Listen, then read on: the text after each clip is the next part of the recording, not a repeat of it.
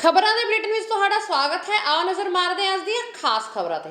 ਮਹਾਸ਼ਿਵਰਾਤਰੀ ਦੇ ਪਵਿੱਤਰ ਤਿਉਹਾਰ ਨੂੰ ਲੈ ਕੇ ਇੱਕ ਸ਼ਖਸ ਵੱਲੋਂ ਫੇਸਬੁੱਕ ਤੇ ਹਿੰਦੂ ਸਮਾਜ ਪ੍ਰਤੀ ਭੱਦੀ ਸ਼ਬਦਾਵਲੀ ਦਾ ਇਸਤੇਮਾਲ ਕੀਤੇ ਜਾਣ ਮਗਰੋਂ ਜ਼ਿਲ੍ਹਾ ਗੁਰਦਾਸਪੁਰ ਦੇ ਹਲਕਾ ਫਤਿਹਗੜ੍ਹ ਚੂੜੀਆਂ ਦੀਆਂ ਵੱਖ-ਵੱਖ ਹਿੰਦੂ ਸੰਸਥਾਵਾਂ ਵਿੱਚ ਭਾਰੀ ਰੋਸ ਪਾਇਆ ਜਾ ਰਿਹਾ ਹੈ।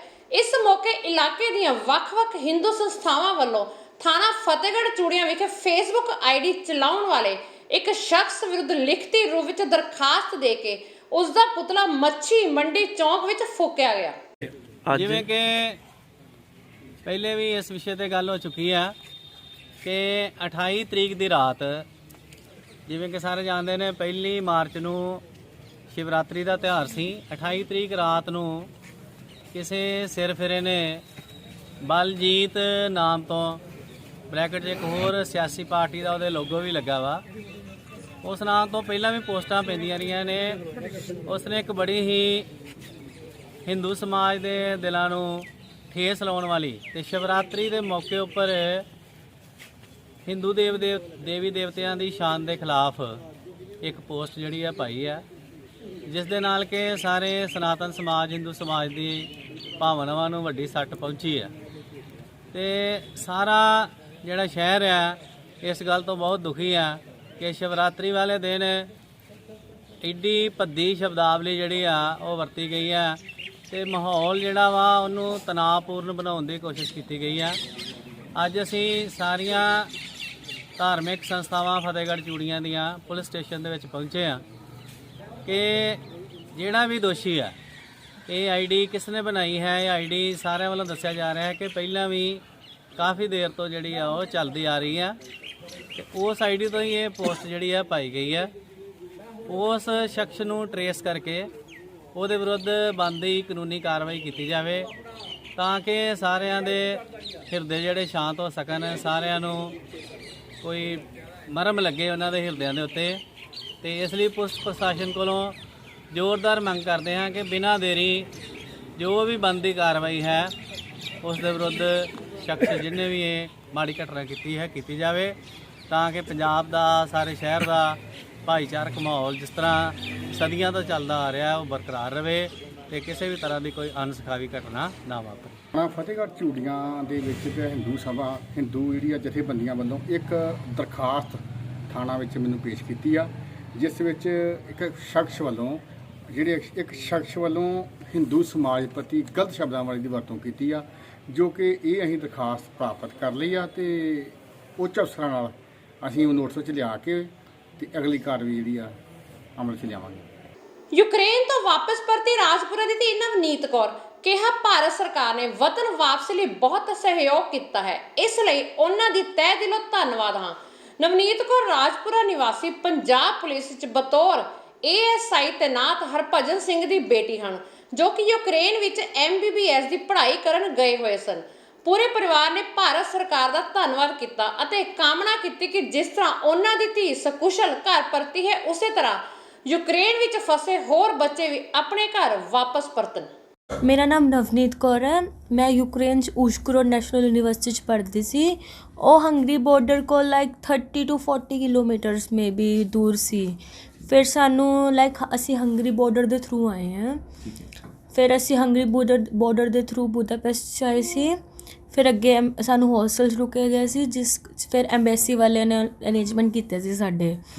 ਫਿਰ ਉਸਕੇ ਬਾਅਦ 20 ਫਿਰ ਜਦੋਂ ਸਾਨੂੰ ਖਾਣਾ ਵਾਣਾ ਵੀ ਮਿਲਿਆ ਸੀ ਉੱਥੇ ਹੋਸਟਲ 'ਚ, ਫਿਰ ਇੱਕ maybe I think 1 or 2 hours after that ਸਾਨੂੰ ਬੱਸ ਦੇ ਰਾਹੀਂ ਏਅਰਪੋਰਟ ਲੈ ਕੇ ਗਏ। ਏਅਰਪੋਰਟ 'ਚ ਪਹੁੰਚੇ ਅਸੀਂ, ਉੱਥੇ ਫਿਰ ਅਰੇਂਜਮੈਂਟਸ ਅੱਛੇ ਸੀ। ਉਹਨਾਂ ਨੇ ਪਹਿਲਾਂ ਸਾਡਾ ਰਜਿਸਟ੍ਰੇਸ਼ਨ ਵਗੈਰਾ ਕੀਤਾ ਕਰਕੇ ਫਿਰ ਸਾਨੂੰ ਫਲਾਈਟ ਦਾ ਵੇਟ ਕਰਨਾ ਪਿਆ। ਮੇਰੀ ਫਲਾਈਟ 5:25 ਦੇ ਕਰੀਬ ਸੀ ਸ਼ਾਮ ਨੂੰ ਬੁਦਾਪੈਸਟ ਤੋਂ। ਫਿਰ ਜਦੋਂ ਮੈਨੂੰ ਬੋਰਡਿੰਗ ਪਾਸ ਮਿਲਿਆ, ਅੱਗੇ ਮੈਨੂੰ ਖਾਣਾ ਮਿਲਿਆ ਸਾਨੂੰ, ਫਿਰ ਖਾਣਾ ਵਗੈਰਾ ਮਿਲਿਆ ਸਭ। ਉੱਥੇ ਵੀ ਬਹੁਤ ਹੈਲਪ ਕੀਤੀ ਸੀ। ਫਿਰ ਫੋਰ 5:30 ਔਰ ਆਈ don't no, I think 5:30 or maybe 5:45, I don't know exact time, ਸਾਡੀ ਬੋਰਡਿੰਗ ਵਗੈਰਾ ਹੋ ਗਈ ਸੀ। ਫਿਰ ਸਾਨੂੰ ਸ਼ਟਲ ਬੱਸ ਲੈ ਕੇ ਗਈ। ਸ਼ਟਲ ਬੱਸ ਲੈ ਕੇ ਫਿਰ ਸਾਨੂੰ ਫਲਾਈਟ 'ਚ ਬਿਠਾਇਆ ਗਿਆ। ਫਿਰ ਉਸ ਤੋਂ ਬਾਅਦ ਫਿਰ ਉਹਨਾਂ ਨੇ ਉੱਥੇ ਵੀ ਅਰੇਂਜਮੈਂਟ ਅੱਛੇ ਸੀ। ਫਲਾਈਟ 'ਚ ਵੀ ਖਾਣ ਪੀਣ ਦਾ ਸਮਾਨ ਦਿੱਤਾ ਸੀ ਸਾਨੂੰ। ਫਿਰ 1 ਆਰ ਦਾ ਸਾਡਾ ਇਸਤਾਨਬੁਲ ਦਾ ਸਟੇ ਸੀ, ਕਿਉਂਕਿ ਇਹਨਾਂ ਨੇ ਫਿਊਲ ਵਗੈਰਾ ਚੈੱਕ ਉਹ ਕਰਨਾ ਸੀ। ਫਿਰ ਉਸਕੇ ਬਾਅਦ ਸਾਨੂੰ ਉਦੋਂ ਵੀ ਉਸਕੇ ਬਾਅਦ ਇਸਤਾਨਬੁਲ ਦੇ ਬਾਅਦ ਵੀ ਸਾਨੂੰ ਖਾਣ ਨੂੰ ਮਿਲਿਆ ਸੀ। ਫਿਰ ਐਗਜ਼ੈਕਟ 8 o'clock ਅਸੀਂ ਦਿੱਲੀ ਲੈਂਡ ਕਰ ਗਏ ਸੀ। ਤੁਹਾਡੇ ਨਾਲ ਕਿੰਨੇ ਹੋਰ ਬੱਚੇ ਆਏ ਆ 240 ਸਟੂਡੈਂਟਸ। ਤੇ ਹੋਰ ਫਲਾਈਟਸ ਵੀ ਆ ਰਹੀਆਂ ਇਸ ਤਰ੍ਹਾਂ? ਹਾਂਜੀ ਮੈਂ ਸੁਣਿਆ ਸੀ ਕਿ 7 o'clock ਔਰ ਮੇ ਬੀ 8 o'clock ਇੱਕ ਫਲਾਈਟ ਹੋ ਰਹੀ ਹੈ, ਕਿਉਂਕਿ ਜਿਹੜੇ ਹੋਸਟਲ 'ਚ ਅਸੀਂ ਰੁਕੇ ਸੀ ਉਸ 'ਤੇ ਹੋਰ ਬੱਚੇ ਵੀ ਸੀ। ਜਿਸ ਤਰ੍ਹਾਂ ਕਿ ਵਾਰ-ਵਾਰ ਕਿਹਾ ਜਾਂਦਾ ਵੀ ਉੱਥੇ ਹੈਲਪ ਨਹੀਂ ਕੀਤੀ ਜਾ ਰਹੀ, ਜਾਂ ਕਾਫੀ ਜਿਹੜੇ ਯੂਕਰੇਨ ਦੇ ਵਾਸੀ ਨੇ ਉਹ ਵੀ ਇੰਡੀਅਨਸ ਨਾਲ ਕਾਫੀ ਬੈਡ ਕਰ ਰਹੇ ਨੇ, ਉਹ ਹਾਂਜੀ। ਸਭ ਕੁਝ ਹੈ। ਮੇਰਾ ਏਰੀਆ ਸੀ ਨਾ ਜਿਹੜਾ, ਉਹ ਲਾਈਕ ਉਸ 'ਚ ਐਵੇਂ ਤਾਂ ਕੁਛ ਨਹੀਂ ਕੀਤਾ ਇਹਨਾਂ ਨੇ। ਉਹ ਮੇਰਾ ਓਨਰ ਜਿਹੜਾ ਫਲੈਟ ਦਾ ਸੀ ਉਹ ਵੀ ਕਹਿ ਰਿਹਾ ਸੀ, ਕਹਿੰਦੇ ਤੁਹਾਨੂੰ ਕੁਝ ਵੀ ਚਾਹੀਦਾ ਹੋ ਮੈਨੂੰ ਦੱਸ ਦਿਓ। ਇਹ ਮੇਰੇ ਏਰੀਆ ਵੱਲ ਤਾਂ ਨਹੀਂ ਕੀਤਾ, ਪਰ ਆਈ ਥਿੰਕ ਮੈਂ ਪੋਲੈਂਡ ਵੱਲ ਸੁਣਿਆ ਸੀ ਕਿ ਕੁਛ ਨਾ ਕੁਛ ਹੋ ਰਿਹਾ ਐਵੇਂ। ਕੇਂਦਰ ਸਰਕਾਰ ਵੱਲੋਂ BBMP ਦੇ ਵਿੱਚੋਂ ਪੰਜਾਬ ਅਤੇ ਹਰਿਆਣਾ ਦੀ ਸ਼ਕਤੀ ਨੁਮਾਇੰਦਗੀ ਨੂੰ ਖਤਮ ਕਰਨ ਦਾ ਮੁੱਦਾ ਲਗਾਤਾਰ ਗਰਮਾਉਂਦਾ ਜਾ ਰਿਹਾ ਹੈ। ਇਸ ਨੂੰ ਲੈ ਕੇ ਜਿੱਥੇ ਵੱਖ-ਵੱਖ ਸਿਆਸੀ ਪਾਰਟੀਆਂ ਦੇ ਵੱਲੋਂ ਕੇਂਦਰ ਸਰਕਾਰ ਨੂੰ ਘੇਰਨ ਦੀਆਂ ਕੋਸ਼ਿਸ਼ਾਂ ਕੀਤੀਆਂ ਜਾ ਰਹੀਆਂ ਨੇ, ਉੱਥੇ ਹੀ ਇਸ ਮੁੱਦੇ ਤੇ ਹੁਣ ਆਮ ਲੋਕ ਵੀ ਕੇਂਦਰ ਸਰਕਾਰ ਦੇ ਇਸ ਫੈਸਲੇ ਦੀ ਖੁੱਲ੍ਹ ਕੇ ਨਿਖੇਧੀ ਕਰਦੇ ਨਜ਼ਰ ਆ ਰਹੇ ਨੇ। ਇਸ ਮਾਮਲੇ ਨੂੰ ਲੈ ਕੇ ਰੂਪਨਗਰ ਤੋਂ ਸਾਡੇ ਪੱਤਰਕਾਰ ਸੱਜਣ ਸਿੰਘ ਸੈਣੀ ਦੇ ਵੱਲੋਂ ਵੱਖ-ਵੱਖ ਵਰਗ ਦੇ ਲੋਕਾਂ ਅਤੇ ਲੀਡਰਾਂ ਦੇ ਨਾਲ ਗੱਲਬਾਤ ਕੀਤੀ ਗਈ। ਇਸ ਗੱਲਬਾਤ ਦੌਰਾਨ ਕੇਂਦਰ ਸਰਕਾਰ ਦੇ ਫੈਸਲੇ ਨੂੰ ਲੈ ਕੇ ਵੱਖ-ਵੱਖ ਵਰਗ ਦੇ ਲੋਕਾਂ ਨੇ ਕੀ ਕੁਝ ਕਿਹਾ, ਲੋ ਤੁਸੀਂ ਵੀ ਸੁਣੋ। ਸਾਡਾ ਜਿਹੜਾ ਭਾਰਤ ਦੇਸ਼ ਹੈ ਇਹ ਲੋਕਤੰਤਰੀ ਦੇਸ਼ ਹੈ, ਇੱਥੇ ਡੈਮੋਕ੍ਰੇਸੀ ਹੈ। ਹਰ ਚੀਜ਼ ਦੇ ਵਿੱਚ ਕਿਤੇ ਨਾ ਕਿਤੇ ਲੋਕਾਂ ਨੂੰ ਰਿਪਰੈਜ਼ੈਂਟ ਕਰਨ ਵਾਸਤੇ ਨੁਮਾਇੰਦਗੀ ਰੱਖੀ ਗਈ ਹੈ। ਲੋਕਾਂ ਦਾ ਕਿਤੇ ਨਾ ਕਿਤੇ ਪ੍ਰਤੀਨਿਧ ਹੈ ਜਿਹੜਾ ਉਹ ਲੋਕਤੰਤਰ ਦੇ ਵਿੱਚ ਹਰ ਯੂਨਿਟ ਦੇ ਵਿੱਚ ਹੈ, ਤਾਂ ਕਿ ਲੋਕਤੰਤਰ ਜਿਹੜਾ ਜਿਉਂਦਾ ਜਾਗਦਾ ਰਹੇ। ਇਸੇ ਕੜੀ ਦੇ ਵਿੱਚ ਜਦੋਂ BBMP ਬਣੀ, ਇਹ ਬੋਰਡ ਬਣਿਆ, ਉਹਦੇ ਵਿੱਚ ਸਰਕਾਰ ਨੇ ਪੰਜਾਬ ਸਰਕਾਰ ਦਾ ਇੱਕ ਨੁਮਾਇੰਦਾ ਜੋ ਬਿਜਲੀ ਬੋਰਡ ਦਾ ਇਰੀਗੇਸ਼ਨ ਨੂੰ ਦੇਖੂਗਾ ਉਹਦਾ ਮੈਂਬਰ ਰੱਖਿਆ ਗਿਆ। ਇਸੇ ਤਰ੍ਹਾਂ ਹਰਿਆਣੇ ਦਾ ਰੱਖਿਆ ਗਿਆ ਜੋ ਸਿੰਜਾਈ ਨੂੰ ਇਰੀਗੇਸ਼ਨ ਨੂੰ ਦੇਖੂਗਾ। ਪਾਵਰ ਔਰ ਇਰੀਗੇਸ਼ਨ ਨੂੰ ਦੋ ਹਿੱਸਿਆਂ 'ਚ ਵੰਡਤਾ। ਪਾਵਰ ਵਾਲਾ ਨੁਮਾਇੰਦਾ ਸਾਡੇ ਹਿੱਸੇ 'ਚ ਆ ਗਿਆ ਤੇ ਸਿੰਜਾਈ ਵਾਲਾ ਤਾਂ ਜਿਹੜਾ ਇਰੀਗੇਸ਼ਨ ਵਾਲਾ ਤਾਂ ਉਹ ਹਰਿਆਣੇ ਕੋਲ ਚਲੇ ਗਿਆ। ਹੁਣ ਕੀ ਕਰਿਆ ਕੇਂਦਰ ਸਰਕਾਰ ਨੇ, ਉਹ ਸਾਡੀ ਨੁਮਾਇੰਦਗੀ ਖਤਮ ਕਰਨ ਵਾਸਤੇ ਇੱਕ ਨਵਾਂ ਜਿਹੜਾ ਨੋਟੀਫਿਕੇਸ਼ਨ ਜਾਰੀ ਕਰ ਦਿੱਤਾ, ਨਵਾਂ ਨਿਯਮ ਬਣਾ ਦਿੱਤਾ। ਉਸ ਨਿਯਮ ਦੇ ਤਹਿਤ ਜਿਹੜੇ ਦੋ ਮੈਂਬਰ, ਇੱਕ ਪੰਜਾਬ 'ਚੋਂ ਜਾਂਦਾ ਸੀ ਪਾਵਰ ਵਾਲਾ ਤੇ ਹਰਿਆਣੇ 'ਚੋਂ ਜਾਂਦਾ ਸੀ ਇਰੀਗੇਸ਼ਨ ਵਾਲਾ, ਉਹ ਚੀਜ਼ ਨੂੰ ਖਤਮ ਕਰਕੇ ਹਿੰਦੁਸਤਾਨ ਦੇ ਕਿਸੇ ਵੀ ਭਾਰਤ ਦੇ ਕੋਨੇ ਤੇ ਕੋਈ ਵੀ ਮੈਂਬਰ ਹੈ ਜਿਹੜਾ ਸਰਕਾਰ ਵੱਲੋਂ ਲਿਆ ਜਾ ਸਕਦਾ। ਇਹ ਇੱਕ ਬਹੁਤ ਬੜਾ ਡਾਕਾ ਹੈ, ਫੈਡਰਲ ਢਾਂਚੇ ਤੇ ਬਹੁਤ ਬੜੀ ਸੱਟ ਹੈ। ਉਹਦੇ ਨਾਲ ਫੈਡਰਲ ਢਾਂਚਾ ਸੂਬੇ ਦੇ ਜਿਹੜੀਆਂ ਤਾਕਤਾਂ ਹੈ ਉਹ ਘੱਟ ਕਰਨ ਦੀ ਕੋਸ਼ਿਸ਼ ਕਰੀ ਗਈ ਹੈ। ਹੌਲੀ ਹੌਲੀ ਜਿਹੜੀਆਂ ਪਾਵਰਾਂ ਹੈ ਉਹਨੂੰ ਸੈਂਟਰਲਾਈਜ਼ ਕਰਨਾ, ਉਹਨੂੰ ਕੇਂਦਰਿਤ ਕਰਨਾ, ਕੇਂਦਰ ਨੇ ਆਪਣੇ ਹਿੱਸੇ 'ਚ ਲੈਣਾ।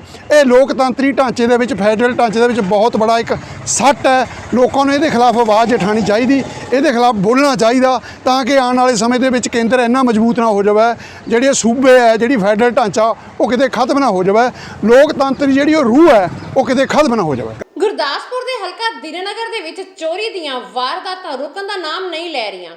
ਤਾਜ਼ਾ ਮਾਮਲਾ ਦੀਨਾਨਗਰ ਦੇ ਮੇਨ ਬਾਜ਼ਾਰ ਵਿੱਚੋਂ ਸਾਹਮਣੇ ਆਇਆ ਹੈ, ਜਿੱਥੇ ਬੇਖੌਫ ਚੋਰਾਂ ਵੱਲੋਂ ਦੀਨਾਨਗਰ ਦੀ ਮੇਨ ਬਾਜ਼ਾਰ ਦੇ ਵਿੱਚ 5 ਮੁਨਿਆਰੀ ਦੀਆਂ ਦੁਕਾਨਾਂ ਦੇ ਤਾਲੇ ਤੋੜ ਕੇ ਹਜ਼ਾਰਾਂ ਰੁਪਏ ਦੇ ਨੋਟਾਂ ਦੇ ਹਾਰ ਚੋਰੀ ਕਰ ਲਏ ਹਨ। ਘਟਨਾ CCTV ਵਿੱਚ ਕੈਦ ਵੀ ਹੋ ਗਈ ਹੈ। ਰਣਜੀਤ ਜੀ, ਗੱਲਬਾਤ ਇਹੀ ਸਾਨੂੰ ਸਵੇਰੇ 5:30 ਵਜੇ ਪਤਾ ਲੱਗਿਆ ਸਾਹਮਣੇ ਚਾਚੇ ਦੀ ਦੁਕਾਨ ਤੋਂ ਵੀ ਇੱਦਾਂ ਬਾਜ਼ਾਰ ਦੇ ਵਿੱਚ 5 ਦੁਕਾਨਾਂ ਦੇ ਤਾਲੇ ਤੂਲੇ ਤੋੜ ਕੇ ਤੇ ਹਾਰ ਤੇ ਆਏ ਤੇ ਦੇਖਿਆ ਤੇ ਨੁਕਸਾਨ ਵਗੈਰਾ ਜਿਹੜਾ ਹਾਰ ਹੂਰ ਲੈ ਗਏ ਸਾਡੇ 20,000 ਦੇ ਨੇੜੇ ਦੇ। ਸੰਤੋਖ ਪ੍ਰਸ਼ਾਸਨ ਤੋਂ ਇਹੀ ਹੈ ਵੀ ਦੁਕਾਨਦਾਰ ਭਰਾਵਾਂ ਨੂੰ ਇਨਸਾਫ ਦਿਲਾਇਆ ਜਾਏ ਤੇ ਬੰਦੀ ਕਾਰਵਾਈ ਜਿਹੜੀ ਇਹਦੇ ਚੋਰਾਂ ਤੇ ਕੀਤੀ ਜਾਏ।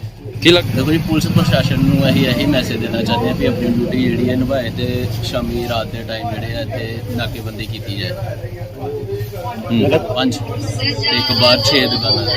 ਬਾਹਰ ਗੱਡੀ ਬਾਹਰ ਕਾਲੀ ਦੀ ਦੁਕਾਨ ਹੈ, ਕਾਲਾ ਰੈਡੀਮੇਡ ਰੱਖਿਆ ਹੋਇਆ ਹੈ ਜਿਹੜੀ, ਤੇ ਨਾਲ ਹੀ ਉਹਨੇ ਰੱਖਿਆ ਹੋਇਆ ਕੀ ਕਹਿੰਦੇ ਹਾਲੂ ਦੇ ਨੋਟਾਂ ਦੇ, ਪਰ ਉਹ ਨੋਟਾਂ ਦੇ ਘਰ ਆਪਣੇ ਘਰ ਲੈ ਗਿਆ ਸੀ। ਸੋਨਾ ਚਾਹਿਆ ਕਿ ਬਚਾਓ ਗਿਆ ਤਾਂ ਜਿਹੜੇ ਪੈਸੇ ਉਹ ਅੱਜ ਇੱਕ ਮਤਲਬ ਮੌਕਾ ਵੀ ਵੇਖਿਆ ਹੋਇਆ SHO ਸਾਹਿਬ ਨੇ, ਉਹ ਦੁਕਾਨਾਂ ਦੇ ਵਿੱਚ ਛੋਟੀ ਕਹਿੰਦੇ ਵੀ ਹਾਰ ਲੱਗੇ। ਉਹ ਇਹ ਗੱਲ ਸਾਹਮਣੇ ਆਈ ਹੈ ਜਿਹੜੀ ਵੀਡੀਓ CCTV ਕੈਮਰੇ ਤੋਂ, ਵੀ ਸਵੇਰੇ 5:15 ਵਜੇ 3 ਜਾਣੇ ਜਿਹੜੇ ਮੋਟਰਸਾਈਕਲ ਤੇ ਆਏ ਆ, ਪਲਸਰ ਮੋਟਰਸਾਈਕਲ ਦੇ, ਤੇ ਉਹ ਇੱਕਦਮ ਉਹਨਾਂ ਨੇ ਫਟਾਫਟ ਜਿਹੜੇ ਛੋਟੇ ਜੰਦਰੇ ਲਾਏ ਦੁਕਾਨਦਾਰਾਂ ਨੇ, ਉਹ ਖੋਲ ਕੇ ਤੇ ਕਿਸੇ ਦਾ 10,000 ਦਾ, ਕਿਸੇ ਦਾ 5,000 ਦੇ ਹਾਰ ਮਤਲਬ ਲੈ ਗਏ ਆ। ਤੇ ਬੜੀ ਹੈਰਾਨੀ ਦੀ ਗੱਲ ਹੈ ਵੀ ਉੱਥੇ ਬਾਜ਼ਾਰ ਦੇ ਵਿੱਚ ਜਿਹੜਾ ਵਾ ਸਪੈਸ਼ਲ ਇੱਕ ਚੌਕੀਦਾਰ ਵੀ ਰੱਖਿਆ ਗਿਆ ਵਾ, ਤੇ ਉਹ ਵੀ ਸਵੇਰੇ ਮਤਲਬ 5 ਸਵਾ 5, ਕਿਉਂਕਿ ਥੋੜਾ ਦਿਨ ਦਾ ਚੜ੍ਹਾਅ ਹੋ ਜਾਂਦਾ ਵਾ, ਤੇ ਲੋਕੀ ਵੀ ਮਤਲਬ ਕੋਈ ਸੈਰ ਸਪਾਟੇ ਤੇ ਕੋਈ ਕੰਮਕਾਰ ਵਾਲੇ ਤੁਰ ਪੈਂਦੇ ਆ, ਇਹ ਕਰਕੇ ਉਹ ਵੀ ਆਪਣੇ ਘਰ ਨੂੰ ਚਲੇ ਗਿਆ। ਇਹ ਮਤਲਬ ਜ਼ਰੂਰ ਕਿਸੇ ਭੇਤੀ ਦਾ ਕੰਮ ਆ ਤੇ ਅਸੀਂ ਪੂਰਾ ਇਹਦੀ ਡੰਗਿਆਈ ਨਾਲ ਜਿਹੜੀ ਆ ਇਨਵੈਸਟੀਗੇਸ਼ਨ ਕਰਨ ਰਹੇ ਆ। ਸਾਰੀਆਂ CCTV ਫੋਟੋਜ਼ ਜਿਹੜੀਆਂ ਦੇਖ ਰਹੇ ਆ ਅਸੀਂ, ਮਤਲਬ ਬਹੁਤ ਜਲਦ ਤੋਂ ਜਲਦੀ ਜਿਹੜੇ ਆ ਨਾ ਚੋਰ ਇਹਨਾਂ ਨੂੰ ਗ੍ਰਿਫਤਾਰ ਕਰਾਂਗੇ। ਅੰਮ੍ਰਿਤਸਰ ਦੀ ਜੇਲ੍ਹ 'ਚ NDPS ਐਕਟ ਤਹਿਤ ਸਜ਼ਾ ਭੁਗਤ ਰਹੇ ਕੈਦੀ ਦੀ ਮੌਤ ਦਾ ਸਮਾਚਾਰ ਹੈ। ਮ੍ਰਿਤਕ ਦੀ ਪਛਾਣ ਦਵਿੰਦਰ ਸਿੰਘ ਪੁੱਤਰ ਮੇਵਾ ਸਿੰਘ ਵਜੋਂ ਹੋਈ। ਦਵਿੰਦਰ ਸਿੰਘ ਸਾਲ 2018 ਵਿੱਚ ਨਸ਼ੀਲੇ ਪਦਾਰਥਾਂ ਦੇ ਦੋਸ਼ 'ਚ ਫੜਿਆ ਗਿਆ ਸੀ। ਜੇਲ੍ਹ 'ਚ 2 ਗੁੱਟਾਂ ਦਾ ਝਗੜਾ ਹੋਣ ਕਾਰਨ ਦਵਿੰਦਰ ਸਿੰਘ ਗੰਭੀਰ ਜ਼ਖਮੀ ਹੋ ਗਿਆ ਸੀ। ਮਤਲਬ ਕਿ ਕੇਂਦਰੀ ਜੇਲ੍ਹ ਅੰਮ੍ਰਿਤਸਰ ਦੇ ਵਿੱਚ ਕਿਹੜੇ ਕੇਸ NDPS ਕੇਸ ਦੇ ਵਿੱਚ, ਠੀਕ ਆ। ਉਹਨੂੰ ਪੁਲਿਸ ਪ੍ਰਸ਼ਾਸਨ ਨੇ, ਜੇਲ੍ਹ ਪ੍ਰਸ਼ਾਸਨ ਨੇ ਉਹਦੀ ਕੁੱਟਮਾਰ ਕੀਤੀ ਆ, ਉਹਨੂੰ ਸੱਟਾਂ ਲਾਈਆਂ ਵਾ, ਉਹਦੀ ਲੱਤ ਤੋੜੀ ਆ, ਸਿਰ 'ਚ ਸੱਟ ਲਾਈ ਆ, ਜਿਹੜੀ ਕਿ ਮਤਲਬ ਗੁਰੂ ਨਾਨਕ ਹਸਪੀਟਲ ਜੇਰੇ ਲਿਆ ਜਿਹੜਾ ਵਾ ਉਹਦੀ ਡੈਥ ਹੋ ਗਈ ਹੈ। ਪਤਾ ਲੱਗਾ ਕਿਉਂ ਕੁੱਟਿਆ ਗਿਆ? ਹਾਂਜੀ ਸਰ, ਪਤਾ ਲੱਗਿਆ ਕਿ ਆਪਸ ਵਿੱਚ ਮੁੰਡਿਆਂ ਦੀ ਥੋੜੀ ਜਿਹੀ ਤੂੰ ਮੈਂ ਹੋਈ ਆ, ਜ਼ਬਾਨੀ ਕਲਾਮੀ, ਤੇ ਉਹਦੇ ਤੋਂ ਪੁਲਿਸ ਪ੍ਰਸ਼ਾਸਨ ਨੇ ਇਹਨਾਂ ਨੂੰ ਧੱਕਾ ਕੀਤਾ ਵਾ। ਇੱਕ ਰਾਜਾ ਡਿਪਟੀ ਆ ਤੇ ਇੱਕ ਹੈਗਾ ਵਾ, ਮੇਰੇ ਕੋਲ ਨਾਂ ਹੈਗੇ ਆ, ਜਿਹੜੇ ਬੰਦਿਆਂ ਨੇ ਇਹਨਾਂ ਨੇ ਟੌਰਚਰ ਕੀਤਾ ਵਾ। ਟੌਰਚਰ ਕਰਕੇ ਇਹਨੂੰ ਕੁੱਟਿਆ, ਦੀ ਲੱਤ ਤੋੜੀ ਗਈ, ਸਿਰ 'ਚ ਸੱਟਾਂ ਲਾਈਆਂ ਗਈਆਂ ਵਾ। ਯਾਨੀ ਕਿ ਉਦੋਂ ਬਾਅਦ ਗੁਰੂ ਨਾਨਕ ਹਸਪੀਟਲ ਇਲਾਜ ਚੱਲ ਰਿਹਾ ਸੀ, ਇਲਾਜ ਚੱਲਣ ਦੇ ਬਾਅਦ ਉਹਨੇ ਦਮ ਤੋੜ ਦਿੱਤਾ ਵਾ। ਕੁੱਟਿਆ ਦੂਜੀ ਪਾਰਟੀ ਕਿਹੜੀ ਸੀ? ਗੈਂਗਵਾਰ ਹੋਈ ਹੋਈ? ਨਹੀਂ ਸਰ, ਗੈਂਗਵਾਰ ਤਾਂ ਕਿਸੇ ਦੇ ਨਾਲ ਕੁੱਟ ਮਾਰਦੀ ਹੋਈ, ਇਹਨਾਂ ਨੂੰ ਸਿਰਫ ਜਿਹੜਾ ਪੁਲਿਸ ਪ੍ਰਸ਼ਾਸਨ ਨੇ ਕੁੱਟਿਆ ਵਾ। ਇਹਦੇ ਵਿੱਚ ਹੈਗਾ ਜੀ ਨਵਦੀਪ ਰਾਜਾ ਜੀ ਇੱਕ, ਠੀਕ ਹੈ, ਇੱਕ ਇਹ ਹੈਗਾ ਜੀ ਜੇ ਸੁਪਰਡੈਂਟ ਆ, ਇੱਕ ਜੈਦੀਪ ਜੀ DSP ਆ, ਇੱਕ ਹੈਗਾ ਜੀ ਜੁਗੇਸ਼ CRPF ਦਾ ਜੀ, ਇੱਕ ਹੈਗਾ ਸੁੱਚਾ ਸਿੰਘ B ਬਲੋਕ ਦਾ ਇੰਚਾਰਜ ਆ, ਇੱਕ ਹੈਗਾ ਜੀ ਸਮਾਈਲ ਜੋਤੀ ਜੇ ਸੁਪਰਡੈਂਟ ਆ, ਇੱਕ ਹੈਗਾ ਨਰਿੰਦਰ ਸਿੰਘ ਕੰਬੋਜ। ਇਹਨਾਂ ਦੇ ਨਾਲ ਪੁਲਿਸ ਪ੍ਰਸ਼ਾਸਨ ਤੇ ਇਹਨਾਂ ਨੇ ਰਲ ਕੇ ਇਹਨੂੰ ਕੁੱਟਿਆ ਵਾ। ਇਹਨਾਂ ਦੀ ਕੋਈ ਰੰਜਿਸ਼ ਸੀ ਅਫਸਰਾਂ ਦੀ? ਸਾਰੇ ਡਿਪਟੀ ਇਹਨਾਂ ਦੇ ਨਾਲ ਲੱਗਦਾ ਸੀ। ਕਾਰਨ ਕੋਈ ਪਤਾ ਨਹੀਂ ਹੈ ਕੀ ਕਾਰਨ ਆ। ਮੇਰਾ ਨਾਮ ਦਵਿੰਦਰ ਸਿੰਘ। ਹਾਂਜੀ, ਕੀ ਗੱਲ ਹੋਈ ਹੈ ਜੀ ਅੰਦਰ? ਗੱਲ ਕੋਈ ਨਹੀਂ, ਤਾਂ ਲੈ ਕੇ ਮਾੜੇ ਮੋਟੇ। ਕਿਹੜੀ ਜੇਲ੍ਹ 'ਚ ਬੰਦ ਜੀ? ਅੰਮ੍ਰਿਤਸਰ ਜੇਲ੍ਹ 'ਚ ਬੰਦ। ਹਾਂਜੀ, ਕੀ ਗੱਲ ਹੋਈ? ਕੋਈ ਨਹੀਂ, ਦੂਜਾ ਦੋ ਮੈਂ ਮਾੜੀ ਮੋਟੀ ਹੋਈ ਆ। ਅੱਛਾ ਜੀ। ਤੇ ਬਾਅਦ ਪ੍ਰਸ਼ਾਸਨ ਨੇ ਆ ਕੇ ਪਤਾ ਨਹੀਂ ਇਲੈਕਸ਼ਨ ਦੀ ਕੋਸ਼ਿਸ਼ ਕੀਤੀ ਆ, ਲੱਤ ਤੋੜਤੀ ਆ। ਵੇਖੋ 10,000 ਕਿਹੜਾ ਬੰਦਾ ਕੀ? ਇੱਕ ਰਾਜਾ ਨਵਦੀਪ ਸਿੰਘ ਆਇਆ ਵਾ, ਹਾਂਜੀ, ਡਿਪਟੀ ਸੂਬੇਡੰਡ। ਅੱਛਾ ਜੀ। ਇੱਕ ਸਮਾਈਲ ਜੋਤੀ ਆਇਆ, ਉਹਨਾਂ ਨੇ ਅੱਛਾ ਜੀ। ਨਾਲ ਸਾਰੀ ਗਾਰਦ ਨਾਲ ਲੈ ਕੇ, ਬਲਬੀਰ ਤੇ ਨਰਿੰਦਰ ਸਾਰੀ ਗਾਰਦ ਨਾਲ ਲੈ ਕੇ ਆਏ ਆ। ਹਾਂਜੀ। ਤੇ ਆਉਂਦੇ ਡਾਂਗ ਚਾਲ ਕਰਾਤੀ। ਹਾਂਜੀ, ਐਂਬੂਲੈਂਸ ਡਾਂਗ ਚਾਲ ਕਰਾਤੀ ਆਉਂਦੇ ਹੀ। ਕੁੱਟਣ ਡੈ ਪਏ, ਕੁਛ ਨਹੀਂ ਪੁੱਛਿਆ, ਕੁਛ ਨਹੀਂ ਕਿਸਿਆ। ਤੇ ਅੱਜ ਜਿਹੜੀਆਂ ਸੱਟਾਂ ਸਾਰੀਆਂ ਪ੍ਰਸ਼ਾਸਨ ਨੇ ਲਾਈਆਂ ਵਾ। ਕੀ ਸੱਟ ਕਿੱਥੇ ਲੱਗੀ ਤੁਹਾਡੇ? ਸਿਰ 'ਚ ਲੱਗੇ ਆ, ਟਾਂਕੇ ਲੱਗੇ ਆ, ਤੇ ਆ ਲਾਤੇ ਫ੍ਰੈਕਚਰ ਤੋੜਤੀ। ਕੀ ਸਮਝਦੇ ਤੁਸੀਂ, ਕਿਉਂ ਉਹਨਾਂ ਨੇ, ਪੁਲਿਸ ਨੇ ਇੰਨਾ ਕੁੱਟਿਆ ਤੁਹਾਨੂੰ? ਪਤਾ ਨਹੀਂ ਜਾਂਦੇ, ਇਹ ਗੱਲ ਦਾ ਪਤਾ ਨਹੀਂ ਕੋਈ ਵੀ, ਜਾਂ ਕੋਈ ਇਲੈਕਸ਼ਨ ਦਾ ਜੋ ਨਾ ਕੋਈ ਰੰਜਿਸ਼ ਹੈ ਜਾਂ ਕਿੱਦਾਂ ਵਾ, ਸਾਨੂੰ ਇਹ ਗੱਲ ਦਾ ਕੋਈ ਨਹੀਂ ਪਤਾ। ਕੀ ਮੰਗ ਕਰਦੇ ਤੁਸੀਂ? ਕੀ ਮੰਗ ਕੀ ਤੁਹਾਡੀ? ਹੋਣਾ ਚਾਹੀਦਾ ਹੋਰ ਉਹਨਾਂ ਨੂੰ। ਮਜਿਸਟਰ ਹੋਣਾ ਨਾ, ਸਾਨੂੰ ਮਜਿਸਟਰ ਨੇ ਜੋ ਅਖਬਾਰ ਵੀ ਕਰਦੇ ਨੇ 176 ਦੀ, ਤੁਹਾਨੂੰ ਸ਼ਾਇਦ ਪਤਾ ਹੋਵੇ ਕਿ ਪਤਾ ਕਿਦਾਂ ਕਰੋ 176 ਦੀ ਮਜਿਸਟਰ ਦੀ ਪਾਵਰ। ਜੇਲ੍ਹ ਦਾ ਬੰਦਾ ਜਿਹੜਾ ਵੀ ਆਣ ਕੇ ਉੱਥੇ ਜੇਲ੍ਹ 'ਚ ਮੌਤ ਹੁੰਦੀ ਆ, ਉਹਦੀ ਕਾਰਵਾਈ ਮਜਿਸਟਰ ਹੀ ਕਰ ਸਕਦਾ, ਦੂਜੇ ਨੂੰ ਕਿਸੇ ਨੂੰ। ਇੱਕ ਬੇਨਤੀ ਸਾਡੀ ਵੀ ਤੁਸੀਂ ਪ੍ਰਵਾਨ ਕਰੋ ਵੀ ਅਸੀਂ ਹੁਣ 4 ਵਜੇ ਸਾਨੂੰ ਵੋਟੀ ਦਿੰਦੇ ਆ, ਕਿਹੜੇ ਵੇਲੇ ਸਸਕਾਰ ਕਰਾਂਗੇ ਤੇ ਕੀ ਕਰਾਂਗੇ ਦੱਸੋ। ਜਿਹੜੀ ਪ੍ਰੋਬਲਮ ਪਤਾ ਕੀ ਆਈ ਆ, ਸਾਨੂੰ ਵੀ 10-11 ਲੱਗਾ, ਉਹਨਾਂ ਉਸ ਵੇਲੇ ਗਏ, ਉਹ ਜੇਲ੍ਹ ਵਾਲੇ ਕਰਨੀ, ਸਾਡਾ ਹੁੰਦਾ ਇੰਨਾ ਟਾਈਮ ਨਹੀਂ ਲਾਉਂਦੇ। ਕੱਲ ਇੱਕ ਪਿਛਲੇ 4 ਸਾਲਾਂ ਤੋਂ ਯੂਕਰੇਨ ਵਿੱਚ ਪੜਨ ਗਏ ਬਰਨਾਲਾ ਦੇ ਨੌਜਵਾਨ ਦੀ ਜੇਰੇ ਇਲਾਜ ਯੂਕਰੇਨ ਦੇ ਇੱਕ ਹਸਪਤਾਲ ਵਿੱਚ ਮੌਤ ਹੋ ਗਈ। ਜਾਣਕਾਰੀ ਦਿੰਦਿਆਂ ਨੌਜਵਾਨ ਦੇ ਤਾਇਆ ਕ੍ਰਿਸ਼ਨ ਗੋਪਾਲ ਨੇ ਦੱਸਿਆ ਕਿ ਚੰਦਨ ਜਿੰਦਲ ਪਿਛਲੇ 4 ਸਾਲਾਂ ਤੋਂ ਯੂਕਰੇਨ ਵਿੱਚ MBBS ਦੀ ਪੜ੍ਹਾਈ ਕਰ ਰਿਹਾ ਸੀ। ਲੰਘੀ 2 ਫਰਵਰੀ ਨੂੰ ਚੰਦਨ ਦੇ ਪਿਤਾ ਤੇ ਮੇਰੇ ਭਰਾ ਸ਼ੀਸ਼ਨ ਜਿੰਦਲ ਕੋਲ ਫੋਨ ਆਇਆ ਸੀ ਕਿ ਉਸ ਦੇ ਪੁੱਤਰ ਦੇ ਦਿਮਾਗ ਵਿੱਚ ਕੋਈ ਪਰੇਸ਼ਾਨੀ ਆਈ ਹੈ, ਜਿਸ ਕਾਰਨ ਉਸ ਦਾ ਆਪਰੇਸ਼ਨ ਹੋਇਆ। ਪਰ ਅੱਜ ਸਵੇਰੇ ਦੁਖਮਈ ਸਮਾਚਾਰ ਮਿਲੇ ਕਿ ਚੰਦਨ ਜਿੰਦਲ ਦੀ ਜੇਰੇ ਇਲਾਜ ਮੌਤ ਹੋ ਗਈ। ਉਹਨਾਂ ਭਾਰਤ ਸਰਕਾਰ ਤੋਂ ਮੰਗ ਕੀਤੀ ਕਿ ਜਲਦ ਤੋਂ ਜਲਦ ਚੰਦਨ ਜਿੰਦਲ ਦੀ ਮ੍ਰਿਤਕ ਦੇ ਅਤੇ ਸ਼ੀਸ਼ਨ ਜਿੰਦਲ ਨੂੰ ਸੁਰੱਖਿਅਤ ਬਰਨਾਲਾ ਲਿਆਂਦਾ ਜਾਵੇ। ਕਿੰਨੀ ਉਮਰ ਸੀ, ਕਿੰਨੇ ਚਿਰ ਤੋਂ? ਬੱਚਾ ਮੇਰਾ 21 ਤੋਂ 22 ਸਾਲ ਦਾ ਸੀਗਾ ਜੀ। 4 ਸਾਲ ਹੋ ਗਏ ਉੱਥੇ ਉਹਨੂੰ ਗਏ ਨੂੰ। MBBS ਦੀ ਪੜ੍ਹਾਈ ਕਰ ਰਿਹਾ ਸੀ। ਤੁਸੀਂ ਕਿੰਨੇ ਦਿਨ ਭੁੱਖ ਦਾ ਸਾਹਮਣਾ ਕਰਨਾ ਪਿਆ ਸੀ? ਤੁਸੀਂ ਇਹ ਸਮਝ ਲਓ ਵੀ ਤਕਰੀਬਨ 4 ਤੋਂ 5 ਦਿਨ ਤਾਂ ਮੈਂ ਬਿਲਕੁਲ ਹੀ ਕੁਛ ਨਹੀਂ ਖਾਧਾ, ਜਿਵੇਂ ਭੱਜੇ ਨੱਠੇ ਰਹੇ ਆ। ਕੋਈ ਇਸ ਗੱਲ ਦੀ ਭੁੱਖ ਲੱਗੀ ਵੀ ਨਹੀਂ। ਕਿਉਂ ਲੱਗੂ? ਜਦੋਂ ਕਿਉਂਕਿ ਮੇਰੇ ਮਨ ਦੇ ਉੱਤੇ ਬੋਝ ਸੀ ਬਹੁਤ ਵੱਡਾ। ਇੱਕ ਪਾਸੇ ਤਾਂ ਮੇਰੀ ਸੁਰਤ ਸੀ, ਮੇਰੇ ਭਤੀਜੇ ਬੰਨੀ ਸੁਰਤ ਸੀ, ਦੂਜੇ ਪਾਸੇ ਮੈਂ ਇੱਧਰ ਬਾਰਡਰ ਪਾਰ ਕਰਨ ਬੰਨੀ ਸੁਰਤ ਸੀ। ਖਾਣ ਪੀਣ ਤਾਂ ਸੁੱਝਦਾ ਹੀ ਕੋਈ ਨਹੀਂ ਸੀ। ਤੁਸੀਂ ਇੱਥੇ ਹਸਪੀਟਲ 'ਚ ਰਹੇ ਹੋ, ਬੱਚੇ ਨਾਲ ਕਿਹੋ ਜਿਹੇ ਹਾਲਾਤ ਸੀ ਜੋ ਲਾਸਟ ਟਾਈਮ ਤੁਸੀਂ ਮਿਲ ਕੇ ਆਏ? ਉਹ ਉੱਥੇ ਹਾਲਾਤ ਠੀਕ ਸੀ, ਬੱਚੇ ਨਾਲ ਅਸੀਂ ਮਿਲਦੇ ਰਹੇ ਹਾਂ, ਪਰ ਬੱਚੇ ਨੂੰ ਸੁਰਤ ਕੋਈ ਨਹੀਂ ਸੀ ਵੀ ਮੈਨੂੰ ਮੇਰੇ ਪਾਪਾ ਮਿਲਣ ਆਏ ਨੇ। ਨਹੀਂ, ਉਹ ਹੋਸ਼ ਵਿੱਚ ਨਹੀਂ ਸੀ ਕਿਉਂਕਿ ਉਹ ਵੈਂਟੀਲੇਟਰ 'ਤੇ। ਜਿਹੜਾ ਆਪਰੇਟ ਕੀਤਾ ਗਿਆ ਉਹਦੇ ਬਾਰੇ ਥੋੜਾ ਦੱਸ ਦਿਓ ਵੀ ਕੀ ਪ੍ਰੋਬਲਮ ਡਾਕਟਰਾਂ ਨੇ ਦੱਸੀ? ਉਹਨਾਂ ਨੇ ਇਹ ਦੱਸਿਆ ਵੀ ਇਹਦੇ ਕਲਾਊਡਸ ਆ ਗਿਆ ਬ੍ਰੇਨ ਦੇ ਵਿੱਚ ਤੇ ਰਾਈਟ ਸਾਈਡ, ਤੇ ਅਸੀਂ ਇਹਦੀ ਲੈਫਟ ਸਾਈਡ ਤੋਂ ਆਪਰੇਸ਼ਨ ਕਰਾਂਗੇ। ਉਹਨਾਂ ਨੇ 15 ਸੈਂਟੀਮੀਟਰ ਦਾ ਕੱਟ ਲਾ ਕੇ ਉਹਦਾ ਆਪਰੇਸ਼ਨ ਕੀਤਾ ਜੋ ਸਕਸੈਸਫੁਲ ਰਿਹਾ। ਤੇ ਫਿਰ ਉਹ ਸਾਨੂੰ ਇਹ ਵੀ ਕਹਿੰਦੇ ਰਹੀ ਬੱਚੇ ਦੇ ਜਿਹੜੇ ਹੈਗੇ ਸਾਨੂੰ ਗੁੱਡ ਰਿਸਪੌਂਸ ਮਿਲ ਰਹੇ ਨੇ। ਬੱਚਾ ਆਪਣੇ ਆਪ ਖੁਜਲੀ ਵੀ ਕਰ ਰਿਹਾ, ਬੱਚਾ ਆਪਣੇ ਆਪ ਪਾਸਾ ਵੀ ਲੈ ਰਿਹਾ, ਬੱਚਾ ਅੰਗ ਪੈਰ ਵੀ ਹਿਲਾ ਰਿਹਾ, ਬੱਚਾ ਅੱਖਾਂ ਵੀ ਖੋਲ੍ਹ ਰਿਹਾ। ਉੱਥੋਂ ਦੀ ਇਹ ਪੋਜੀਸ਼ਨ ਸੀ। ਪਰ ਜੋ ਅੱਜ ਤੜਕੀ ਸਾਨੂੰ ਇਹ ਸਮਾਚਾਰ ਮਿਲਿਆ ਬੈਡ, ਉਹਦੀ ਅਸੀਂ ਸੋਚ ਵੀ ਨਹੀਂ ਸਕਦੇ ਸੀ ਵੀ ਸਾਡੇ ਨਾਲ ਇਹ ਹੋ ਜੂ। ਜਦ ਕਿ ਅਸੀਂ ਇਹ ਸੋਚ ਰਹੇ ਸੀ ਵੀ ਅਸੀਂ ਇੰਡੀਆ ਗੌਰਮੈਂਟ ਨੂੰ ਕਹੀਏ ਜਾਂ ਖਾਲਸਾ ਏਡ ਨੂੰ ਕਹੀਏ ਜਾਂ ਕਿਸੇ ਨੂੰ ਵੀ ਕਹੀਏ ਵੀ ਸਾਡੇ ਬੱਚੇ ਨੂੰ ਜੀ ਤੁਸੀਂ ਰਮਾਨੀਆ ਸ਼ਿਫਟ ਕਰੋ ਤੇ ਬੱਚੇ ਦਾ ਇਲਾਜ ਅਸੀਂ ਕਰਵਾ ਸਕੀਏ। ਬਹੁਤ ਮਾੜੀ ਘਟਨਾ ਹੋਈ ਹੈ ਜੀ, ਕਿਉਂਕਿ ਇੱਕ ਜਵਾਨ ਮੁੰਡਾ ਸਾਡੇ ਘਰ ਤੋਂ ਚਲਾ ਗਿਆ। 20-22 ਸਾਲ ਦੀ ਉਮਰ ਸੀ ਸਾਰੀ। ਕਿਸੇ ਦਾ ਸੋਚਦੇ ਸੀਗੇ ਵੀ ਉਹ 3-4 ਸਾਲ ਤੋਂ ਬਾਅਦ ਸੀਗਾ ਵੀ ਅੱਜ ਉਹ ਡਾਕਟਰ ਬਣ ਕੇ ਆਊਗਾ। ਹੋਰ ਪੂਰਾ ਘਰ ਹੀ ਤਬਾਹ ਹੋ ਗਿਆ। ਬਸ ਅਸੀਂ ਇਹੀ ਮੰਗ ਕਰਦੇ ਵੀ ਉਹਦੀ ਡੈਡ ਬੋਡੀ ਲਾ ਲਓ, ਉਹਨਾਂ ਦੇ ਪਿਤਾ ਜੀ ਲਾ ਲਓ, ਛੇਤੀ ਤੋਂ ਛੇਤੀ ਇੱਥੇ ਆਏ। ਅਸੀਂ ਇਹੀ ਸਰਕਾਰ ਤੋਂ ਮੰਗ ਕਰਦੇ। ਦੇਖੋ ਨਾ ਹਾਲਾਤ ਨੇ, ਭਾਰਤ ਸਰਕਾਰ ਨੇ ਵੀ ਗੱਲ ਕੀਤੀ ਜਾਊਗੀ। ਲੱਗੇ ਹੋਏ ਨੇ ਜੀ, ਭਾਰਤ ਸਰਕਾਰ ਦੇ ਲਗਭਗ 4-5 ਮੰਤਰੀ ਇਸੇ ਕੰਮ 'ਤੇ ਲੱਗੇ ਨੇ। ਇੱਥੇ 20 ਸਾਲ ਨਾਲ ਵੀ ਗੱਲ ਹੋਈ, ਉਹਨਾਂ ਨੇ ਮਤਲਬ ਫੈਕਸ ਵਗੈਰਾ ਭੇਜੀ ਵੀ ਹੈਗੀਆਂ ਨੇ, ਈਮੇਲ ਵਗੈਰਾ ਕੀਤੀਆਂ ਨੇ ਉਹਨਾਂ ਨੇ। ਜਲੰਧਰ ਦੇ ਪਿੰਡ ਮੁਜ਼ੱਫਰਪੁਰ ਜਲੰਧਰ ਦੇ ਰਹਿਣ ਵਾਲੇ ਗੁਰਵਿੰਦਰ ਸਿੰਘ ਪੁੱਤਰ ਦੀਦਾਰ ਸਿੰਘ ਵੱਲੋਂ ਆਪਣੀ ਮਾਂ ਗੁਰਪਾਲ ਕੌਰ ਦੀ ਹੋਈ ਹੱਤਿਆ ਦੇ ਮਾਮਲੇ 'ਚ ਥਾਣਾ ਪਤਾਰਾ ਦੀ ਪੁਲਿਸ ਖਿਲਾਫ ਪੱਤਰਕਾਰ ਸੰਮੇਲਨ ਰੱਖਿਆ ਗਿਆ ਸੀ। ਇਸ ਦੌਰਾਨ ਗੁਰਵਿੰਦਰ ਸਿੰਘ ਦੱਸ ਰਿਹਾ ਕਿ ਉਸ ਦੀ ਮਾਂ ਦੀ ਹੱਤਿਆ ਕਰਨ ਦੇ ਦੋਸ਼ ਤਹਿਤ ਪੁਲਿਸ ਨੇ ਉਸ ਦੇ 2 ਸਾਲਿਆਂ ਖਿਲਾਫ ਮੁਕੱਦਮਾ ਤਾਂ ਦਰਜ ਕਰ ਲਿਆ, ਪਰ ਉਹਨਾਂ ਨੂੰ ਗ੍ਰਿਫਤਾਰ ਨਹੀਂ ਕੀਤਾ ਜਾ ਰਿਹਾ। ਹਾਲੇ ਉਹ ਆਪਣੀ ਗੱਲ ਕਰ ਹੀ ਰਿਹਾ ਸੀ ਕਿ ਇਸ ਦੌਰਾਨ ਉਸ ਦੀ ਮਾਸੀ ਸੁਖਵਿੰਦਰ ਕੌਰ ਨੇ ਗੁਰਵਿੰਦਰ ਤੇ ਹੀ ਆਪਣੀ ਭੈਣ ਦੀ ਹੱਤਿਆ ਕਰਨ ਦਾ ਦੋਸ਼ ਲਗਾ ਦਿੱਤਾ, ਜਿਸ ਤੋਂ ਬਾਅਦ ਮਾਹੌਲ ਗਰਮ ਹੋ ਗਿਆ ਅਤੇ ਦੋਵਾਂ ਨੇ ਇੱਕ ਦੂਸਰੇ ਤੇ ਗੰਭੀਰ ਦੋਸ਼ ਲਗਾਏ।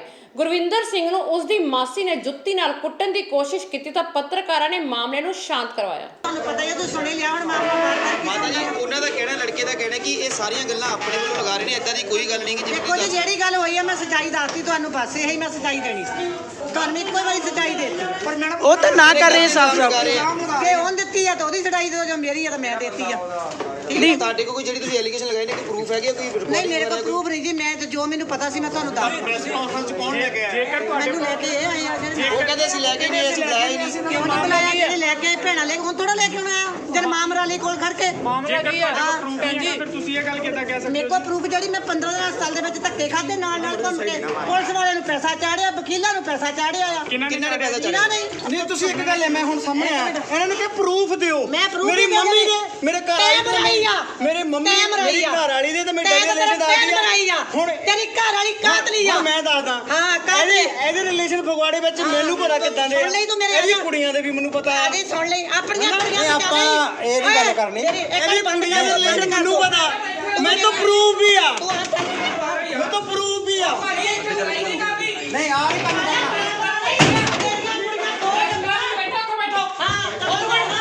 ਮੇਰੀ ਬਾਤ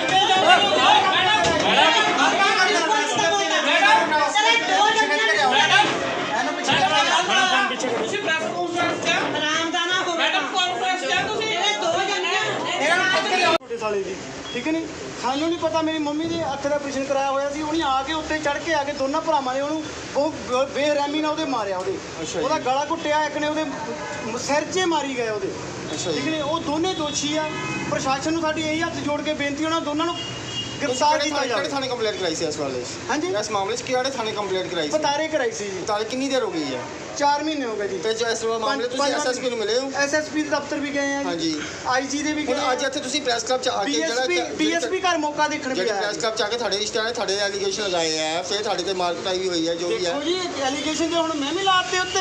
ਅੱਛਾ ਜੀ। ਉਹਦਾ ਮੈਨੂੰ ਵੀ ਪਤਾ ਹੈ ਜੀ ਐਲੀਗੇਸ਼ਨ ਜਿੱਦਾਂ ਲਾਉਣੇ ਆ ਇੱਕ ਦੂਜੇ ਦਾ ਆਪਾਂ ਲਾ ਸਕਦੇ। ਜੇ ਆਪਾਂ ਐਲੀਗੇਸ਼ਨ ਲਾਉਣੇ ਆ ਨਾ ਇੱਕ ਦੂਜੇ ਜਿੱਦਾਂ ਮਰਜ਼ੀ ਲਾ ਦਿਓ। ਤੁਹਾਡੇ ਨਾਲ ਜਿਹੜੇ ਕਿ ਆਡੀਓ ਵੀ ਸਰ ਇੱਕ ਆਡੀਓ ਵੀ ਸੁਣਾਈ ਜਾਂਦੀ ਕਹਿੰਦੀ ਇਹ ਕੰਮ ਹੋ ਗਿਆ, ਉਹ ਕਿਹੜੀ ਆਡੀਓ ਉਹਦਾ ਖੁੱਲ ਕੇ ਦੱਸੋ ਨਾ ਮਾੜਾ ਜਿਹਾ। ਇਹ ਚੀਜ਼ਾਂ ਗੱਲਾਂ ਦਾ ਆਪਣਾ ਪੁੱਛਣ ਦਾ ਫਰਜ਼ ਬਣਦਾ। ਜਿਹੜਾ ਗਲਤ ਬੋਲਣਾ ਇੱਕ ਦੂਜੇ ਤੇ ਇੱਕ ਦੂਜੇ ਕਰੈਕਟਰ ਤੇ ਜਾ ਕੇ ਆਪਾਂ ਹੱਥ ਪਾਉਣਾ ਉਹ ਗਲਤ ਹੈ ਹਮੇਸ਼ਾ। ਆਪਾਂ ਕਿਸੇ ਦੇ ਕਰੈਕਟਰ ਤੇ ਆਪਾਂ ਆਵਾਜ਼ ਨਹੀਂ ਉਠਾਉਂਦੇ। ਹੁਣ ਤੁਸੀਂ ਪ੍ਰੈਸ ਵਾਲੇ ਆ, ਤੁਸੀਂ ਦੱਸੋ ਆਪਾਂ ਕਿਸੇ ਕਰੈਕਟਰ ਤੇ ਆਪਾਂ ਬੋਲ ਸਕਦੇ? ਜਿਹੜੇ ਸੁਣੀ ਆਏ ਸੀ ਰੂਸ ਅਤੇ ਯੂਕਰੇਨ ਵਿਚਕਾਰ ਅੱਜ 7ਵੇਂ ਦਿਨ ਵੀ ਹਾਲਾਤ ਤਣਾਅਪੂਰਨ ਬਣੇ ਹੋਏ ਹਨ ਤੇ ਰੂਸ ਲਗਾਤਾਰ ਯੂਕਰੇਨ ਤੇ ਹਮਲੇ ਕਰ ਰਿਹਾ ਹੈ ਤੇ ਭਾਰਤੀ ਵਿਦਿਆਰਥੀਆਂ ਨੂੰ ਬਾਹਰ ਨਿਕਲਣ ਵਿੱਚ ਭਾਰੀ ਦਿੱਕਤਾਂ ਆ ਰਹੀਆਂ ਹਨ। ਇਹਨਾਂ ਨਾਜ਼ੁਕ ਹਾਲਾਤਾਂ ਚੋਂ ਨਿਕਲ ਕੇ ਆਈ ਲੜਕੀ ਸ਼ਿਵਾਨੀ ਨੇ ਸਾਰੀ ਹੱਡਬੀਤੀ ਦੱਸੀ। ਜ਼ਿਕਰਯੋਗ ਹੈ ਕਿ ਸ਼ਿਵਾਨੀ ਅੱਜ ਹੀ ਜਲੰਧਰ ਪਹੁੰਚੀ, ਜਿਸ ਨੇ ਦੱਸਿਆ ਕਿ ਕੀ ਵਿੱਚ ਹਾਲਾਤ ਬਹੁਤ ਬੁਰੇ ਹਨ। ਕਿਦੋਂ ਤੁਸੀਂ ਯੂਕਰੇਨ ਤੋਂ ਹਾਂਜੀ ਕੀ ਨਾਂ ਹੈ ਤੁਹਾਡਾ ਤੇ ਕਿਦੋਂ ਤੁਸੀਂ ਜਿਹੜਾ ਯੂਕਰੇਨ ਤੋਂ ਵਾਪਸ ਪਰਤੇ? ਸਰ ਮੇਰਾ ਨਾਮ ਸ਼ਿਵਾਨੀ ਹੈ। ਮੈਂ ਕੱਲ ਸਵੇਰੇ 4 ਵਜੇ ਹੀ ਪਹੁੰਚੀ ਹਾਂ ਇੱਥੇ। ਜੀ ਗੱਲ ਕਰੀਏ ਤੇ ਉੱਥੇ ਹਾਲਾਤਾਂ ਦੀ, ਕਿਸ ਤਰ੍ਹਾਂ ਦੇ ਹਾਲਾਤ ਬਣੇ ਰਹੇ ਤੇ ਕਿਸ ਤਰ੍ਹਾਂ ਤੁਸੀਂ ਜਿਹੜਾ ਐਮਬੈਸੀ ਦੇ ਟੱਚ ਵਿੱਚ ਆਏ? ਸਰ ਹਾਲਾਤ ਤਾਂ ਉੱਥੇ ਬਹੁਤ ਬੁਰੇ ਨੇ, ਬਟ ਮੇਰੀ ਸਿਟੀ 'ਚ ਥੋੜ੍ਹਾ ਬੈਟਰ ਸੀ, ਇਸ ਕਰਕੇ ਅਸੀਂ ਆਪ ਨਿਕਲ ਆਏ ਉੱਥੋਂ ਅਤੇ ਅਸੀਂ ਹੰਗਰੀ ਦੇ ਬਾਰਡਰ ਦੇ ਥਰੂ ਨਿਕਲੇ ਹਾਂ। ਉੱਥੇ ਆਪਾਂ ਐਮਬੈਸੀ ਦੇ ਟੱਚ ਨਾਲ ਸੀਗੇ, ਸਾਨੂੰ ਬਿਲਕੁਲ ਹੈਲਪ ਆਊਟ ਕਰ ਰਹੇ ਸੀ ਉੱਥੇ। ਜੀ ਗੱਲ ਕਰੀਏ ਆਪਾਂ ਤੇ ਕਾਫੀ ਵੀਡੀਓ ਆ ਰਹੀਆਂ ਨੇ ਜਿਸ ਵਿੱਚ ਦਿਖਾਇਆ ਜਾ ਰਿਹਾ ਹੈ ਕਿ ਐਮਬੈਸੀ ਜਿਹੜੀ ਹੈ ਫੋਨ ਕਾਲ ਨਹੀਂ ਚੱਕ ਰਹੇ ਜਾਂ ਕੋਈ ਮਦਦ ਨਹੀਂ ਕਰ ਰਹੇ, ਜਿਹੜੇ ਭਾਰਤੀ ਹੈ ਉੱਧਰ ਫਸੇ ਹੋਏ ਨੇ ਉਹਨਾਂ ਲਈ। ਨਹੀਂ ਸਰ, ਇਹ ਬਿਲਕੁਲ ਸੱਚ ਨਹੀਂ ਹੈ, ਕਿਉਂਕਿ ਮੇ ਬੀ ਮਿਸ ਹੋ ਸਕਦਾ ਫੋਨ, ਕਿਉਂਕਿ ਉਹ ਆਲਰੇਡੀ ਇੰਨੇ ਫੋਨ ਕਾਲਸ ਚੱਕ ਰਹੇ ਨੇ। ਉਹਨਾਂ ਨੇ ਅੱਗੇ ਵੀ ਬਹੁਤ ਟੀਮਸ ਰੱਖੀਆਂ ਹੋਈਆਂ ਜਿਹੜੇ ਅੱਗੇ ਹੈਲਪ ਆਊਟ ਕਰ ਰਹੇ ਬੱਚਿਆਂ ਨੂੰ, ਸਟੇਸ਼ਨ ਤੋਂ ਲੈ ਕੇ ਆ ਰਹੇ ਬੱਚੇ ਜਿੱਥੇ ਜਿੱਥੇ ਆ ਰਹੇ ਨੇ, ਕਿਉਂਕਿ ਇੱਕ ਵਾਰ ਬੱਚੇ ਜਦੋਂ ਹੋਰ ਕੰਟਰੀ 'ਚ ਪਹੁੰਚ ਰਹੇ ਉਹਨਾਂ ਨੂੰ ਅੱਗੇ ਨਹੀਂ ਪਤਾ ਕਿੱਥੇ ਜਾਣਾ ਕਿੱਥੇ ਨਹੀਂ ਜਾਣਾ, ਅਤੇ ਉਹਨਾਂ ਨੇ ਟੀਮਸ ਰੱਖੀਆਂ ਆ ਜਿਹੜੇ ਬੱਚਿਆਂ ਨੂੰ ਲੈ ਕੇ ਆ ਰਹੇ। ਸਾਨੂੰ ਵੀ ਈਵਨ ਕਿ BSH ਟੀਮ ਦੇ ਇੱਕ ਬੰਦਾ ਸੀ ਕੋਈ, ਉਹ ਸਾਨੂੰ ਲੈਣ ਆਇਆ ਸੀਗਾ। ਅਤੇ ਇੱਦਾਂ ਨਹੀਂ ਹੈ ਕਿ ਸਾਡੇ ਅਫੀਸ਼ੀਅਲਸ ਚੱਕ ਨਹੀਂ ਰਹੇ, ਬਟ ਉਹਨਾਂ ਨੇ ਹੋਰ ਨੰਬਰਸ ਦਿੱਤੇ ਕਿ ਇਹਨਾਂ ਨਾਲ ਕੰਟੈਕਟ ਕਰੋ, ਤਾਂ ਕਿ ਇੱਕ ਟਾਈਮ ਤੋਂ ਇੰਨੇ ਬੱਚਿਆਂ ਨੂੰ ਟੈਕਲ ਨਹੀਂ ਕਰ ਸਕਦੇ ਅਤੇ ਮੇ ਬੀ ਫੋਨ ਕਿਸੇ ਦਾ ਮਿਸ ਹੋ ਸਕਦਾ ਆ, ਬਟ ਉਹਨਾਂ ਨੇ ਹੋਰ ਨੰਬਰਸ ਦਿੱਤੇ ਨੇ, ਤੁਸੀਂ ਉਹਨਾਂ ਨਾਲ ਕੰਟੈਕਟ ਕਰੋ, ਸਭ ਹੈਲਪ ਮਿਲ ਰਹੀ ਹੈ ਉੱਥੇ। ਵੱਖ-ਵੱਖ ਬਾਰਡਰਾਂ ਦੀਆਂ ਵੀ ਵੀਡੀਓ ਆ ਰਹੀਆਂ, ਚਾਹੇ ਪੋਲੈਂਡ ਦੀ ਕਰ ਲਈਏ ਜਾਂ ਉੱਧਰ ਹੋਰ ਕਿਸੇ ਦੀ ਗੱਲ ਕਰ ਲਈਏ। ਕਾਫੀ ਜਿਹੜੇ ਵਿਦਿਆਰਥੀ ਵੀ ਉੱਥੇ ਜਿਹੜੇ ਪਹੁੰਚੇ ਪਏ ਨੇ ਤੇ ਉੱਥੋਂ ਦੀ ਪੁਲਿਸ ਵੱਲੋਂ ਵੀ ਕੁਝ ਜਿਹੜੀ ਜਾਤੀ ਜਿਹੜੀ ਕੀਤੀ ਜਾ ਰਹੀ ਹੈ, ਇਸ ਤਰ੍ਹਾਂ ਦੀ ਵੀ ਵੀਡੀਓ ਸਾਹਮਣੇ ਆ ਰਹੀ ਹੈ ਕਿ ਇਸੇ ਤਰ੍ਹਾਂ ਦੇ ਹਾਲਾਤ ਉੱਥੇ ਦੇਖਣ ਨੂੰ ਮਿਲ ਰਹੇ ਨੇ। ਹਾਂਜੀ ਸਰ, ਮਿਲ ਤਾਂ ਰਹੇ ਨੇ, ਕਿਉਂਕਿ ਇੱਕਦਮ ਹੀ ਕਿਸੇ ਲਈ ਬਹੁਤ ਜ਼ਿਆਦਾ ਹੋ ਰਿਹਾ ਕਿ ਕਿੱਦਾਂ ਟੈਕਲ ਕਰਨਾ, ਕਿੱਦਾਂ ਉਹਨਾਂ ਨੂੰ ਸੰਭਾਲਿਆ ਜਾਵੇ। ਇੰਨੇ ਬੱਚੇ ਚੱਲ ਕੇ ਆ ਰਹੇ ਨੇ, ਇੰਨੇ ਦੂਰੋਂ ਆ ਰਹੇ ਨੇ, ਅਤੇ ਹੁਣ ਅੱਗੇ ਓਬਵੀਅਸਲੀ ਉਹ ਡਾਕੂਮੈਂਟਸ ਤਾਂ ਦੇਖਣਗੇ। ਤੁਸੀਂ ਇੱਕ ਕੰਟਰੀ ਛੱਡ ਰਹੇ ਹੋ, ਤੁਸੀਂ ਦੂਸਰੀ ਕੰਟਰੀ ਐਂਟਰ ਕਰ ਰਹੇ ਹੋ, ਅਤੇ ਤੁਹਾਨੂੰ ਡਾਕੂਮੈਂਟਸ ਦੇਖਣ ਨੂੰ ਮਿਲਣਗੇ। ਉੱਥੇ ਬੱਚਿਆਂ ਦੇ ਡਾਕੂਮੈਂਟਸ ਖੋ ਰਹੇ ਨੇ ਜਾਂ ਕੁਝ, ਕਿਉਂਕਿ ਬੱਚੇ ਬਹੁਤ ਜ਼ਿਆਦਾ ਹੜਬੜੀ ਕਰ ਰਹੇ ਨੇ ਨਾ, ਅਤੇ ਉਹਨਾਂ ਨੂੰ ਬਹੁਤ ਜ਼ਿਆਦਾ ਵੇਟਿੰਗ 'ਚ ਲੱਗਣਾ ਪੈ ਰਿਹਾ, ਥੋੜ੍ਹੇ ਮੁਸ਼ਕਿਲਾਂ ਦਾ ਸਾਹਮਣਾ ਕਰਨਾ ਪੈ ਰਿਹਾ ਬੱਚਿਆਂ ਨੂੰ ਉੱਥੇ। ਅਤੇ ਜਦੋਂ ਤੁਸੀਂ ਉੱਥੋਂ ਨਿਕਲੇ ਸੀ, ਬਾਰਡਰ ਕ੍ਰੋਸ ਕੀਤਾ, ਕਿਸ ਤਰ੍ਹਾਂ ਦੇ ਹਾਲਾਤ ਸੀ ਅਤੇ ਕਿਸ ਹਾਲਾਤਾਂ 'ਚ ਜਿਹੜਾ ਉਹ ਬਾਰਡਰ ਕ੍ਰੋਸ ਕੀਤਾ ਜੀ? ਸਰ ਮੈਂ ਪਹਿਲੇ 5 ਬੱਚਿਆਂ 'ਚ ਸੀਗੀ ਜਿਹਨਾਂ ਨੇ ਬਾਰਡਰ ਕ੍ਰੋਸ ਕੀਤਾ। ਮੈਂ ਅਤੇ ਮੇਰੇ ਫਰੈਂਡਸ ਨੇ ਆਪਾਂ ਇਨੀਸ਼ੀਏਟਿਵ ਲਿੱਤਾ, ਰਿਸਕ ਲਿੱਤਾ ਕਿ ਆਪਾਂ ਕਿਸੇ ਤਰੀਕੇ ਇਸ ਬਾਰਡਰ ਨੂੰ ਕ੍ਰੋਸ ਕਰ ਸਕੀਏ, ਤਾਂ ਕਿ ਅਸੀਂ ਐਗਜ਼ਾਮਪਲ ਸੈੱਟ ਕਰ ਸਕੀਏ। ਹਾਂ, ਸਾਡੇ ਪਿੱਛੇ ਬਹੁਤ ਸਾਰੇ ਬੱਚੇ ਆਏ। ਬਾਕੀ ਬਾਰਡਰਸ 'ਤੇ ਇੱਦਾਂ ਨਹੀਂ ਹੈ ਕਿ ਮਤਲਬ ਕੁਛ ਪ੍ਰੋਬਲਮਸ ਹੋ ਰਹੀਆਂ ਨੇ, but ones you cross the borders, ਇੱਕ ਵਾਰ ਤੁਸੀਂ ਕ੍ਰੋਸ ਕਰ ਲੈਂਦੇ ਹੋ, ਫਿਰ ਕੋਈ ਪ੍ਰੋਬਲਮ ਨਹੀਂ ਆ ਰਹੀ। ਉੱਥੇ ਗਵਰਨਮੈਂਟ ਅਫੀਸ਼ੀਅਲਸ ਬਾਰਡਰਸ 'ਤੇ ਹੀ ਖੜੇ ਨੇ, ਤੁਹਾਨੂੰ ਕਿਸੇ ਨਾ ਕਿਸੇ ਤਰੀਕੇ ਲੈ ਕੇ ਜਾ ਰਹੇ ਨੇ। ਇੰਡੀਅਨ ਐਮਬੈਸੀ ਵੱਲੋਂ ਕਿਸ ਤਰ੍ਹਾਂ ਦੇ ਉਪਰਾਲੇ ਜਿਹੜੇ ਆ ਕੀਤੇ ਜਾ ਰਹੇ ਆ? ਜਿਹੜੇ ਬਹੁਤ ਵਧੀਆ ਸਰ, ਬਹੁਤ ਜ਼ਿਆਦਾ ਵਧੀਆ, ਇੰਨੇ ਸਪੋਰਟਿਵ, ਇੰਨਾ ਸਭ ਕੁਝ ਇਸ ਟੈਨਸ਼ਨ ਭਰੇ ਮਾਹੌਲ 'ਚੋਂ ਲੈ ਕੇ ਆ ਰਹੇ ਬੱਚਿਆਂ ਨੂੰ, ਫ੍ਰੀ ਲੈ ਕੇ ਆ ਰਹੇ ਨੇ।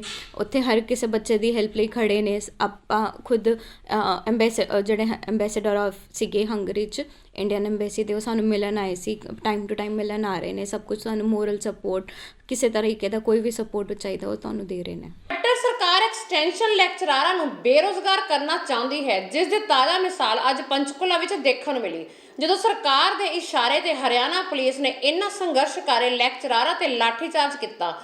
ਅਥਰੂ ਗੈਸ ਦੇ ਗੋਲੇ ਦਾਗੇ ਗਏ ਤੇ ਪਾਣੀ ਦੀਆਂ ਤੋਪਾਂ ਨਾਲ ਖਦੇੜਨ ਦੀ ਕੋਸ਼ਿਸ਼ ਵੀ ਕੀਤੀ ਗਈ, ਜਿਸ ਵਿੱਚ ਕਈ ਲੈਕਚਰਾਰ ਜ਼ਖਮੀ ਵੀ ਹੋ ਗਏ। ਸੰਘਰਸ਼ਕਾਰੀ ਲੈਕਚਰਾਰਾਂ ਨੇ ਕਿਹਾ ਕਿ ਹਰਿਆਣਾ ਸਰਕਾਰ ਐਕਸਟੈਂਸ਼ਨ ਲੈਕਚਰਾਰਾਂ ਨੂੰ ਬਰਬਾਦ ਕਰਨ ਤੇ ਤੁਲੀ ਹੋਈ ਹੈ, ਜਿਸ ਦਾ ਖਾਮਿਆਜ਼ਾ ਖੱਟਰ ਸਰਕਾਰ ਨੂੰ ਆਉਣ ਵਾਲੀਆਂ ਵਿਧਾਨ ਸਭਾ ਚੋਣਾਂ ਵਿੱਚ ਭੁਗਤਣਾ ਪੈ ਸਕਦਾ ਹੈ। ਅੱਜ ਸ਼੍ਰੀ ਮੁਕਤਸਰ ਸਾਹਿਬ ਵਿਖੇ ਵੱਖ-ਵੱਖ ਜਥੇਬੰਦੀਆਂ ਵੱਲੋਂ ਮਾਪਿਆਂ ਨਾਲ ਮਿਲ ਕੇ ਪਹਿਲਾਂ ਮੀਟਿੰਗ ਕੀਤੀ ਗਈ ਅਤੇ ਬਾਅਦ ਵਿੱਚ ਸ਼ਹਿਰ ਵਿੱਚ ਰੋਸ ਮਾਰਚ ਕੱਢਿਆ ਗਿਆ। ਯੂਕਰੇਨ ਵਿੱਚ ਯੁੱਧ ਚੱਲਦੇ ਨੂੰ ਕਾਫੀ ਦਿਨ ਹੋ ਚੁੱਕੇ ਹਨ, ਪਰ ਭਾਰਤੀ ਵਿਦਿਆਰਥੀ ਅਜੇ ਤੱਕ ਉੱਥੇ ਹੀ ਫਸੇ ਹੋਏ ਹਨ, ਜਿਨ੍ਹਾਂ ਨੂੰ ਇੱਥੇ ਲਿਆਉਣ ਲਈ ਭਾਰਤ ਸਰਕਾਰ ਨੂੰ ਬੱਚਿਆਂ ਦੇ ਮਾਪਿਆਂ ਵੱਲੋਂ ਕਈ ਵਾਰ ਅਪੀਲ ਵੀ ਕਰ ਚੁੱਕੀ ਹੈ ਅਤੇ ਵੱਖ-ਵੱਖ ਜਥੇਬੰਦੀਆਂ ਵੱਲੋਂ ਪ੍ਰਦਰਸ਼ਨ ਵੀ ਕੀਤਾ ਜਾ ਚੁੱਕਿਆ ਹੈ। ਉੱਥੇ ਹੀ ਅੱਜ ਸ਼੍ਰੀ ਮੁਕਤਸਰ ਸਾਹਿਬ ਵਿਖੇ ਕਿਸਾਨ ਖੇਤ ਮਜ਼ਦੂਰ ਯੂਨੀਅਨ, ਅਧਿਆਪਕ ਯੂਨੀਅਨ, ਮਜ਼ਦੂਰ ਕਿਸਾਨ, ਲੇਖਕ ਮੰਚ ਦੇ ਅਹੁਦੇਦਾਰਾਂ, ਬਿਜਲੀ ਕਾਮੇ ਅਤੇ ਲੇਖਕਾਂ ਵੱਲੋਂ ਅੱਜ ਸ਼ਹਿਰ ਵਿੱਚ ਰੋਸ ਪ੍ਰਦਰਸ਼ਨ ਕੱਢਿਆ ਗਿਆ। ਮੈਂ ਰਾਮਸੋਨ ਲੱਖੇਵਾਲੀ, ਜਿਹੜਾ ਮਜ਼ਦੂਰਾਂ, ਕਿਸਾਨਾਂ, ਲੇਖਕਾਂ ਦਾ ਜਿਹੜਾ ਮੰਚ ਆ, ਉਹਦੇ ਵੱਲੋਂ ਇਹ ਦੱਸਣਾ ਚਾਹਣਾ ਕਿ ਅੱਜ ਦਾ ਜਿਹੜਾ ਸਾਡਾ ਰੋਸ ਪ੍ਰਦਰਸ਼ਨ ਆ ਮੁਕਤਸਰ ਵਿਖੇ ਕਰ ਰਹੇ ਆ, ਇਹਦੇ ਵਿੱਚ ਖੇਤ ਮਜ਼ਦੂਰ, ਕਿਸਾਨ, ਮੁਲਾਜ਼ਮ, ਅਧਿਆਪਕ, ਬਿਜਲੀ ਕਾਮੇ ਤੇ ਲੇਖਕ ਸ਼ਾਮਲ ਆ। ਇਹ ਜਿਹੜਾ ਰੋਸ ਮਾਰਚ ਆ ਕੇਂਦਰ ਸਰਕਾਰ ਤੱਕ ਪੰਜਾਬ ਦੇ ਲੋਕਾਂ ਦੀ, ਦੇਸ਼ ਦੇ ਲੋਕਾਂ ਦੀ, ਜਿਨ੍ਹਾਂ ਦੇ ਧੀਆਂ ਪੁੱਤ ਯੂਕਰੇਨ ਦੇ ਵਿੱਚ ਫਸੇ ਹੋਏ ਆ, ਮੈਡੀਕਲ ਪੜ੍ਹਾਈ ਕਰਨ ਗਏ ਸੀ, ਉਹਨਾਂ ਨੂੰ ਸੁਰੱਖਿਅਤ ਵਾਪਸ ਕੱਢ ਕੇ ਦੇਸ਼ ਲਿਆਂਦਾ ਜਾਵੇ। ਪਹਿਲੀ ਮੰਗ ਸਾਡੀ ਇਹ ਆ। ਦੂਸਰਾ ਸਾਡੀ ਮੰਗ ਇਹ ਆ ਕਿ ਜੇਕਰ ਇੱਥੋਂ ਦੀਆਂ ਸਰਕਾਰਾਂ ਮੈਡੀਕਲ ਸਿੱਖਿਆ ਸਸਤੀ ਕਰ ਦੇਣ ਤਾਂ ਸਾਡੇ ਦੇਸ਼ ਦੀ ਜਵਾਨੀ ਨੂੰ ਯੂਕਰੇਨ ਤੇ ਹੋਰ ਦੇਸ਼ਾਂ 'ਚ ਨਾ ਰੋਲਣਾ ਪਵੇ। ਜੇਕਰ ਕਿਸੇ ਕਾਰਨ ਸਾਡੇ ਵਿਦਿਆਰਥੀ ਯੂਕਰੇਨ ਵਿੱਚ ਫਸੇ ਹੋਏ ਆ ਤਾਂ ਉਸ ਕੇਂਦਰ ਸਰਕਾਰ ਦੀ ਡਿਊਟੀ, ਉਹਦਾ ਫਰਜ਼ ਬਣਦਾ ਕਿ ਉਹਨਾਂ ਵਿਦਿਆਰਥੀਆਂ ਨੂੰ ਸੁਰੱਖਿਅਤ ਲੈ ਕੇ ਆਵੇ। ਇਸ ਲਈ ਅੱਜ ਦਾ ਇਹ ਇਕੱਠ ਇਹ ਮੰਗ ਕਰਦਾ ਕਿ ਭਾਰਤ ਸਰਕਾਰ ਆਪਣੀ ਜ਼ਿੰਮੇਵਾਰੀ ਨਿਭਾਵੇ ਤੇ ਉਹ ਵਿਦਿਆਰਥੀ ਜਿਹੜੇ ਬਹੁਤ ਸਾਰੇ ਲੱਖਾਂ ਰੁਪਇਆ ਖਰਚ ਕਰਕੇ 4-4 ਸਾਲ ਤੋਂ 3-3 ਸਾਲ ਤੋਂ ਉੱਥੇ ਪੜ੍ਹਾਈ ਕਰ ਰਹੇ ਆ, ਉਹਨਾਂ ਨੂੰ ਵਾਪਸ ਲੈ ਕੇ ਆਵੇ। ਇੱਥੋਂ ਦਾ ਜਿਹੜਾ ਸਿਸਟਮ ਆ, ਇੱਥੋਂ ਦਾ ਰਾਜ ਪ੍ਰਬੰਧ ਆ, ਇੱਥੋਂ ਜਿਹੜੀ ਸਰਕਾਰ ਆ, ਉਹਨੂੰ ਆਪਦੀ ਡਿਊਟੀ ਸਮਝਣੀ ਚਾਹੀਦੀ ਹੈ, ਉਹਨੂੰ ਆਪਦਾ ਫਰਜ਼ ਸਮਝਣਾ ਚਾਹੀਦਾ। ਜੇਕਰ ਅਸੀਂ ਆਪਦੇ ਵਿਦਿਆਰਥੀਆਂ ਨੂੰ ਸਸਤੀ ਮੈਡੀਕਲ ਸਿੱਖਿਆ ਨਹੀਂ ਦੇ ਸਕਦੇ, ਸਾਡੇ ਮੈਡੀਕਲ ਕਾਲਜ ਨਹੀਂ ਦੇ ਸਕਦੇ, ਅਸੀਂ ਸਾਰਾ ਦੇਸ਼ ਇੱਥੋਂ ਏਅਰ ਇੰਡੀਆ ਵੀ ਵੇਚਤਾ ਤਾਂ ਕਿ ਵਿਦਿਆਰਥੀ ਜਿਹੜੀਆਂ ਸਸਤੀਆਂ ਟਿਕਟਾਂ ਲੈ ਕੇ ਇੰਡੀਆ ਆ ਜਾਣ। ਬੀਤੀ ਰਾਤ ਸਲੈਦੀ ਪਿੰਡ ਦੇ ਸਰਕਾਰੀ ਪ੍ਰਾਇਮਰੀ ਤੇ ਹਾਈ ਸਕੂਲ ਅੰਦਰ ਚੋਰੀ ਦੀ ਘਟਨਾ ਨੂੰ ਅੰਜਾਮ ਦਿੱਤਾ। ਚੋਰ ਸਕੂਲ ਚੋਂ 7 LCD ਸਿਲੰਡਰ ਅਤੇ ਹੋਰ ਸਮਾਨ ਚੋਰੀ ਕਰਕੇ ਲੈ ਗਏ। ਸਕੂਲ ਇੰਚਾਰਜ ਹਰਵਿੰਦਰ ਸਿੰਘ ਅਤੇ ਅਧਿਆਪਕ ਹਰਿੰਦਰ ਸਿੰਘ ਨੇ ਦੱਸਿਆ ਕਿ ਚੋਰ ਜਾਂਦੇ ਸਮੇਂ CCTV ਦਾ DVR ਵੀ ਨਾਲ ਲੈ ਗਏ। ਘਟਨਾ ਦੀ ਸੂਚਨਾ ਪੁਲਿਸ ਨੂੰ ਦੇ ਦਿੱਤੀ ਗਈ। ਸਦਰ ਥਾਣਾ ਮੁਖੀ ਜਗਜੀਤ ਸਿੰਘ ਨੇ ਦੱਸਿਆ ਕਿ ਸਵੇਰੇ ਸਰਪੰਚ ਨੇ ਚੋਰੀ ਦੀ ਸੂਚਨਾ ਦਿੱਤੀ ਸੀ, ਜਿਸ ਮਗਰੋਂ ਉਹ ਮੌਕੇ ਤੇ ਗਏ। ਦੇਖਿਆ ਗਿਆ ਕਿ ਚੋਰ ਕੰਧ ਟੱਪ ਕੇ ਅੰਦਰ ਵੜੇ, ਜਿੰਦਰੇ ਤੋੜ ਕੇ ਸਮਾਨ ਚੋਰੀ ਕੀਤਾ ਗਿਆ। ਸਕੂਲ ਵਿੱਚ ਕੀ ਲੈ ਗਏ ਇੱਥੋਂ ਸਕੂਲ ਵਿੱਚ? ਸਵੇਰੇ ਲਗਭਗ 8 ਵਜੇ ਮੈਨੂੰ ਮੇਰੇ ਕੁਲੀਗ ਦਾ ਫੋਨ ਆਇਆ, ਸੁਖਵੀਰ ਜੀ ਦਾ, ਕਿ ਸਕੂਲ 'ਚ ਚੋਰੀ ਹੋ ਗਈ ਆ। ਤੇ ਇੱਥੇ ਪਹੁੰਚੇ ਤਾਂ ਗੇਟ ਵਗੈਰਾ ਸਾਰੇ ਖੁੱਲ੍ਹੇ ਪਏ ਆ। ਪਿੰਡ ਵਾਸੀ ਵੀ ਇੱਥੇ ਮੌਜੂਦ ਸੀਗੇ ਤੇ ਆ ਕੇ ਫਿਰ ਚੈੱਕ ਕੀਤਾ ਤਾਂ ਜੋ ਪਹਿਲ ਦੇ ਆਧਾਰ ਤੇ ਦੇਖੀਏ ਤਾਂ ਇੱਕ ਤਾਂ ਸਾਡੀ ROT ਦੇ ਵਿੱਚ LED ਸੀ, ਉਹ ਨਹੀਂ ਹੈ। ਉਸ ਤੋਂ ਬਾਅਦ 8ਵੀਂ ਕਲਾਸ ਦੇ ਵਿੱਚ LED ਸੀ, ਉਹ ਨਹੀਂ ਹੈ। ਪਲੱਸ ਦਫ਼ਤਰ ਦੇ ਵਿੱਚ ਸਾਡੇ ਇੱਕ CPU ਨਹੀਂ ਹੈ, ਇੱਕ UPS ਨਹੀਂ ਹੈ ਔਰ ਇੱਕ DVR ਨਹੀਂ ਹੈ। ਇਸ ਤੋਂ ਇਲਾਵਾ ਹੁਣ ਅਸੀਂ ਦੇਖ ਰਹੇ ਹਾਂ ਕੰਪਿਊਟਰ ਲੈਬ ਚੈੱਕ ਕਰ ਰਹੇ ਹਾਂ ਤੇ ਬਾਕੀ ਸਾਰਾ ਡਿਟੇਲ ਦੇਖ ਰਹੇ ਹਾਂ ਵੀ ਕਿਆ ਸਟਾਕ ਦੇ ਵਿੱਚ ਸਾਡੇ ਕੋਲ ਸਾਰਾ ਚੜਿਆ ਹੋਇਆ ਅਸੀਂ ਦੇਖ ਰਹੇ ਹਾਂ ਤੇ ਡਿਟੇਲਸ ਜਿਹੜੀ ਹੈਗੀ ਅਸੀਂ ਉਹ ਪੁਲਿਸ ਡਿਪਾਰਟਮੈਂਟ ਨੂੰ ਜਿਹੜੀ ਪ੍ਰੋਵਾਈਡ ਕਰਾਂਗੇ। ਕੰਪਲੇਂਟ ਕਰਤੀ ਤੁਸੀਂ? ਕੰਪਲੇਂਟ ਅਸੀਂ ਕਾਲ ਕੀਤੀ ਹੈ, ਪੁਲਿਸ ਮੁਲਾਜ਼ਮ ਵੀ ਪਹੁੰਚ ਚੁੱਕੇ ਨੇ। ਦੇਖਦੇ ਹਾਂ ਹੁਣ ਕੀ ਅੱਗੇ ਕੀ ਆ। ਜਿਹੜੀ CCTV ਕੈਮਰੇ ਲੱਗੇ ਹੋਏ ਆ DVD ਉਹਨਾਂ ਦਾ DVR ਨਾਲ ਹੀ ਲੈ ਗਏ ਜੀ ਚੱਕ ਕੇ। ਉਹ ਕਿੰਨਾ ਨੁਕਸਾਨ ਹੋ ਗਿਆ? ਜਾਨੀ ਕਿ ਨੁਕਸਾਨ ਤਾਂ ਹੁਣ ਦੇਖੋ ਸਾਰੀਆਂ ਚੀਜ਼ਾਂ ਦੀ ਕਾਸਟ ਚੜੀ ਹੋਈ ਆ, ਸਟਾਕ ਚੜਿਆ ਹੋਇਆ ਤੇ ਦੇਖਦੇ ਹਾਂ ਹੁਣ ਸਾਰਾ ਦੇਖਦੇ ਹਾਂ। ਅਸੀਂ ਤਾਂ ਡਿਪਾਰਟਮੈਂਟ ਨੂੰ, ਪੁਲਿਸ ਡਿਪਾਰਟਮੈਂਟ ਨੂੰ ਵੀ ਦੇ ਦੇਣਾ ਹੈਗਾ ਤੇ ਆਪਣੇ ਡਿਪਾਰਟਮੈਂਟ ਨੂੰ ਵੀ ਲਿਖ ਕੇ ਭੇਜਾਂਗੇ ਵੀ ਜੀ ਸਾਡੇ ਇੱਥੇ ਜਿਹੜਾ ਹੈਗਾ ਇਸ ਤਰ੍ਹਾਂ ਕਰਕੇ ਚੋਰੀ ਜਿਹੜੀ ਹੋ ਚੁੱਕੀ ਹੈ। ਲਿਖਤੀ ਸ਼ਿਕਾਇਤ ਦੇਤੀ ਪੁਲਿਸ ਨੇ? ਲਿਖਤੀ ਸ਼ਿਕਾਇਤ ਦੇ ਰਹੇ ਹਾਂ ਜੀ, ਐਡਮਿਨਿਸਟਰੇਟਰ ਆ ਰਹੇ ਨੇ, ਸਾਡੀ ਸ਼ਿਕਾਇਤ ਤਿਆਰ ਪਈ ਆ ਤੇ ਜਿਉਂ ਹੀ ਉਹ ਆਉਂਦੇ ਨੇ ਅਸੀਂ ਉਹਨਾਂ ਦੇ ਸਟੈਂਪ ਸਾਈਨ ਕਰਵਾ ਕੇ ਪੁਲਿਸ ਨੂੰ ਖੁਦ ਜਾ ਕੇ ਥਾਣੇ ਵੀ ਜਾ ਕੇ ਆਵਾਂਗੇ ਤਾਂ ਜੋ ਜਿਹੜੀ ਇਹਦੀ ਕੰਪਲੇਂਟ ਆ ਹਰ ਹਾਲ ਵਿੱਚ ਦਰਜ ਕਰਕੇ ਇਹਦੀ ਉਗ ਕੱਢੀ ਜਾਵੇ ਤਾਂ ਕਿ ਅੱਗੇ ਸਾਡੇ ਨਾਲ ਪ੍ਰਾਇਮਰੀ ਸਕੂਲ ਆ ਉੱਥੇ ਵੀ ਸਾਨੂੰ ਪਤਾ ਲੱਗਿਆ ਚੋਰੀ ਹੋਈ ਆ। 2 ਸਕੂਲਾਂ 'ਚ ਚੋਰੀ ਹੋ ਗਈ? ਨਾਲ ਦੇ ਨਾਲ ਜੀ, ਬਿਲਕੁਲ ਨਾਲ ਦੇ ਨਾਲ 2 ਸਕੂਲ ਨੇ ਸਾਡੇ। ਇਹ ਹਾਈ ਸਕੂਲ ਹੈ ਤੇ ਦੂਸਰਾ ਸਾਡਾ ਪ੍ਰਾਇਮਰੀ ਹੈ ਜੀ, ਉੱਥੇ ਵੀ ਚੋਰੀ ਹੋਈ। ਨਵਾਂ ਸ਼ਹਿਰ ਵਿੱਚ ਇੱਕ ਪ੍ਰੇਮੀ ਜੋੜੇ ਨੂੰ ਉਸ ਸਮੇਂ ਮੁਸੀਬਤ ਪੈ ਗਈ ਜਦੋਂ ਉਹ ਇੱਕ ਕਮਰੇ ਵਿੱਚ ਪਿਆਰ ਕਰਦੇ ਰੰਗੇ ਹੱਥੀ ਫੜੇ ਗਏ ਤੇ ਦੇਖਦੇ ਇਹ ਹੰਗਾਮਾ ਵੱਧ ਗਿਆ। ਦਰਅਸਲ ਪਤੀ ਨੂੰ ਕਿਸੇ ਨੇ ਗੁਪਤ ਸੂਚਨਾ ਦਿੱਤੀ ਸੀ ਕਿ ਉਸ ਦੀ ਪਤਨੀ ਆਪਣੇ ਪ੍ਰੇਮੀ ਨਾਲ ਇੱਕ ਕਮਰੇ ਵਿੱਚ ਬੰਦ ਹੈ। ਫਿਰ ਕਿਸੇ ਪਤੀ ਨੇ ਆਪਣੇ ਸਾਥੀਆਂ ਨਾਲ ਮਿਲ ਕੇ ਪ੍ਰੇਮੀ ਜੋੜੇ ਤੇ ਧਾਵਾ ਬੋਲ ਦਿੱਤਾ ਤੇ ਪਤਨੀ ਤੇ ਉਸ ਦੇ ਪ੍ਰੇਮੀ ਦੀ ਜੰਮ ਕੇ ਕੁੱਟਮਾਰ ਕੀਤੀ। ਤੁਸੀਂ ਵੇਖੋ ਇਹ ਹਾਈ ਵੋਲਟੇਜ ਡਰਾਮਾ। ਭਾਜੀ ਹੈਗੇ ਆ ਜਾਓ ਭਾਜੀ, ਉੱਪਰ ਹੀ ਆ ਜਾਓ ਭਾਜੀ। ਆਦੇ ਭਾਜੀ ਇੱਥੇ ਮੈਂ ਬਣਾਵਾਂਗੇ। ਹਾਰੇ ਖੜੇ ਨੰਗੇ ਹੋ ਆ ਜਾਓ ਆ ਵੀ ਨੰਗੀ ਬੈਠੀ ਆ ਰਹੀ। ਆ ਦੇ ਉਹ ਦੇ ਉਹ ਪਰਲੇ ਪਾਸੇ ਆ ਖੜਾ ਆ ਜੀ ਮੁੰਡਾ ਦੇਖੋ ਭਾਜੀ ਬਣਾ ਕੋਈ ਗੱਲ ਨਹੀਂ ਇੱਧਰ ਲੇਡੀਜ਼ ਆ ਲੇਡੀਜ਼ ਭਾਜੀ ਆ ਲੇਡੀਜ਼ ਬੈਠੀ ਆ ਦੇ ਲੈਟ ਮਾਰੀ ਲੈਟ ਮਾਰ ਭਾਈ ਲੈਟ ਮਾਰ ਭਾਜੀ ਆ ਲੈਟ ਮਾਰ ਯਾਰ ਕਰ ਦੇ ਤੂੰ ਲੈਟ ਮਾਰ ਵੀਰੋ ਲਿਆ ਜਿਵੇਂ ਇਹਨਾਂ ਦੇ ਦੂਏ ਦਾ 26 ਦਾ ਅੱਜ ਬਣਾਣਾ ਇਹਨਾਂ ਦਾ ਬਸ ਉਹ ਇਦਾਂ ਨਹੀਂ ਭਾਜੀ ਬੋਲਣਾ ਵਿੱਚ ਇਦਾਂ ਨਹੀਂ ਕੁਛ ਯਾਰ ਭਾਜੀ ਲੈਟ ਹੁਣ ਦੇਖਦੀ ਉਹ ਆਪਣਾ ਇਧਰੋਂ ਕੱਢੇ ਲੈਣੇ ਦਰਵਾਜ਼ਾ ਭੰਨ ਲਾਂਗੇ ਗਿਆ ਤਾਂ ਹੈਗਾ ਭੰਨਣਾ ਦਰਵਾਜ਼ਾ ਭੰਨ ਆ ਲਿਆ ਬੋਲੀਏ ਯਾਰ ਸਮਾਨ ਦੇ ਜੀ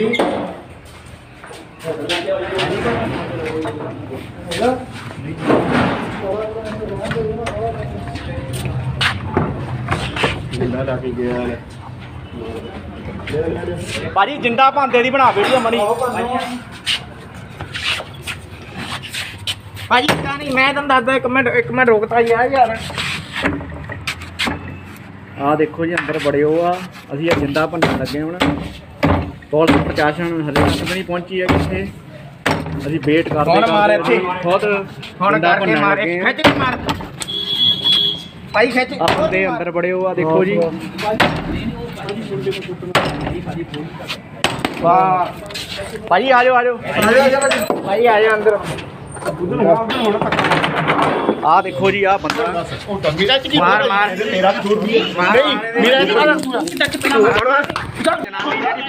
ਵੀਡੀਓ ਬਣਾਉਣ ਦੇ ਮੈਨੂੰ ਕਹਿੰਦੀ ਸੀ ਤੇਰਾ ਲੈ ਕੀ ਰੱਖਿਆ ਅਰੇ ਇੱਥੇ ਬਹਿ ਜਾ ਉਹ ਤੈਨੂੰ ਫੋਨ ਤੇ ਆ ਬੰਦਾ ਆ ਜਨਾਨੀ ਤੂੰ ਕਹਿੰਦੀ ਸੀ ਮੇਰੇ ਕੋਲ ਸਬੂਤ ਕੀ ਆ ਮੂੰਹ ਥੱਲੇ ਕਰ ਜਨਾਨੀ ਹੈ ਮੇਰੇ ਨਾਲ ਸਬੂਤ ਕਰਕੇ ਸਾਰਾ ਕੁਝ ਕਰਕੇ ਸਬੂਤ ਮੰਗਦੀ ਸੀ ਨਾ ਮਿਲੇਗਾ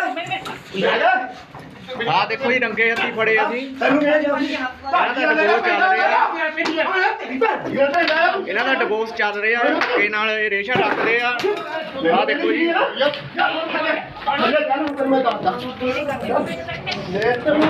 ਇਹ ਥੱਲੇ ਲੈ ਕੇ ਚੱਲੋ ਉਹ ਭਾਈ ਗੁੰਡਾ ਅੰਦਰ ਵੜ ਕੇ ਗੁੰਡਾ ਲਾਇਆ ਅੰਦਰ ਚੱਲ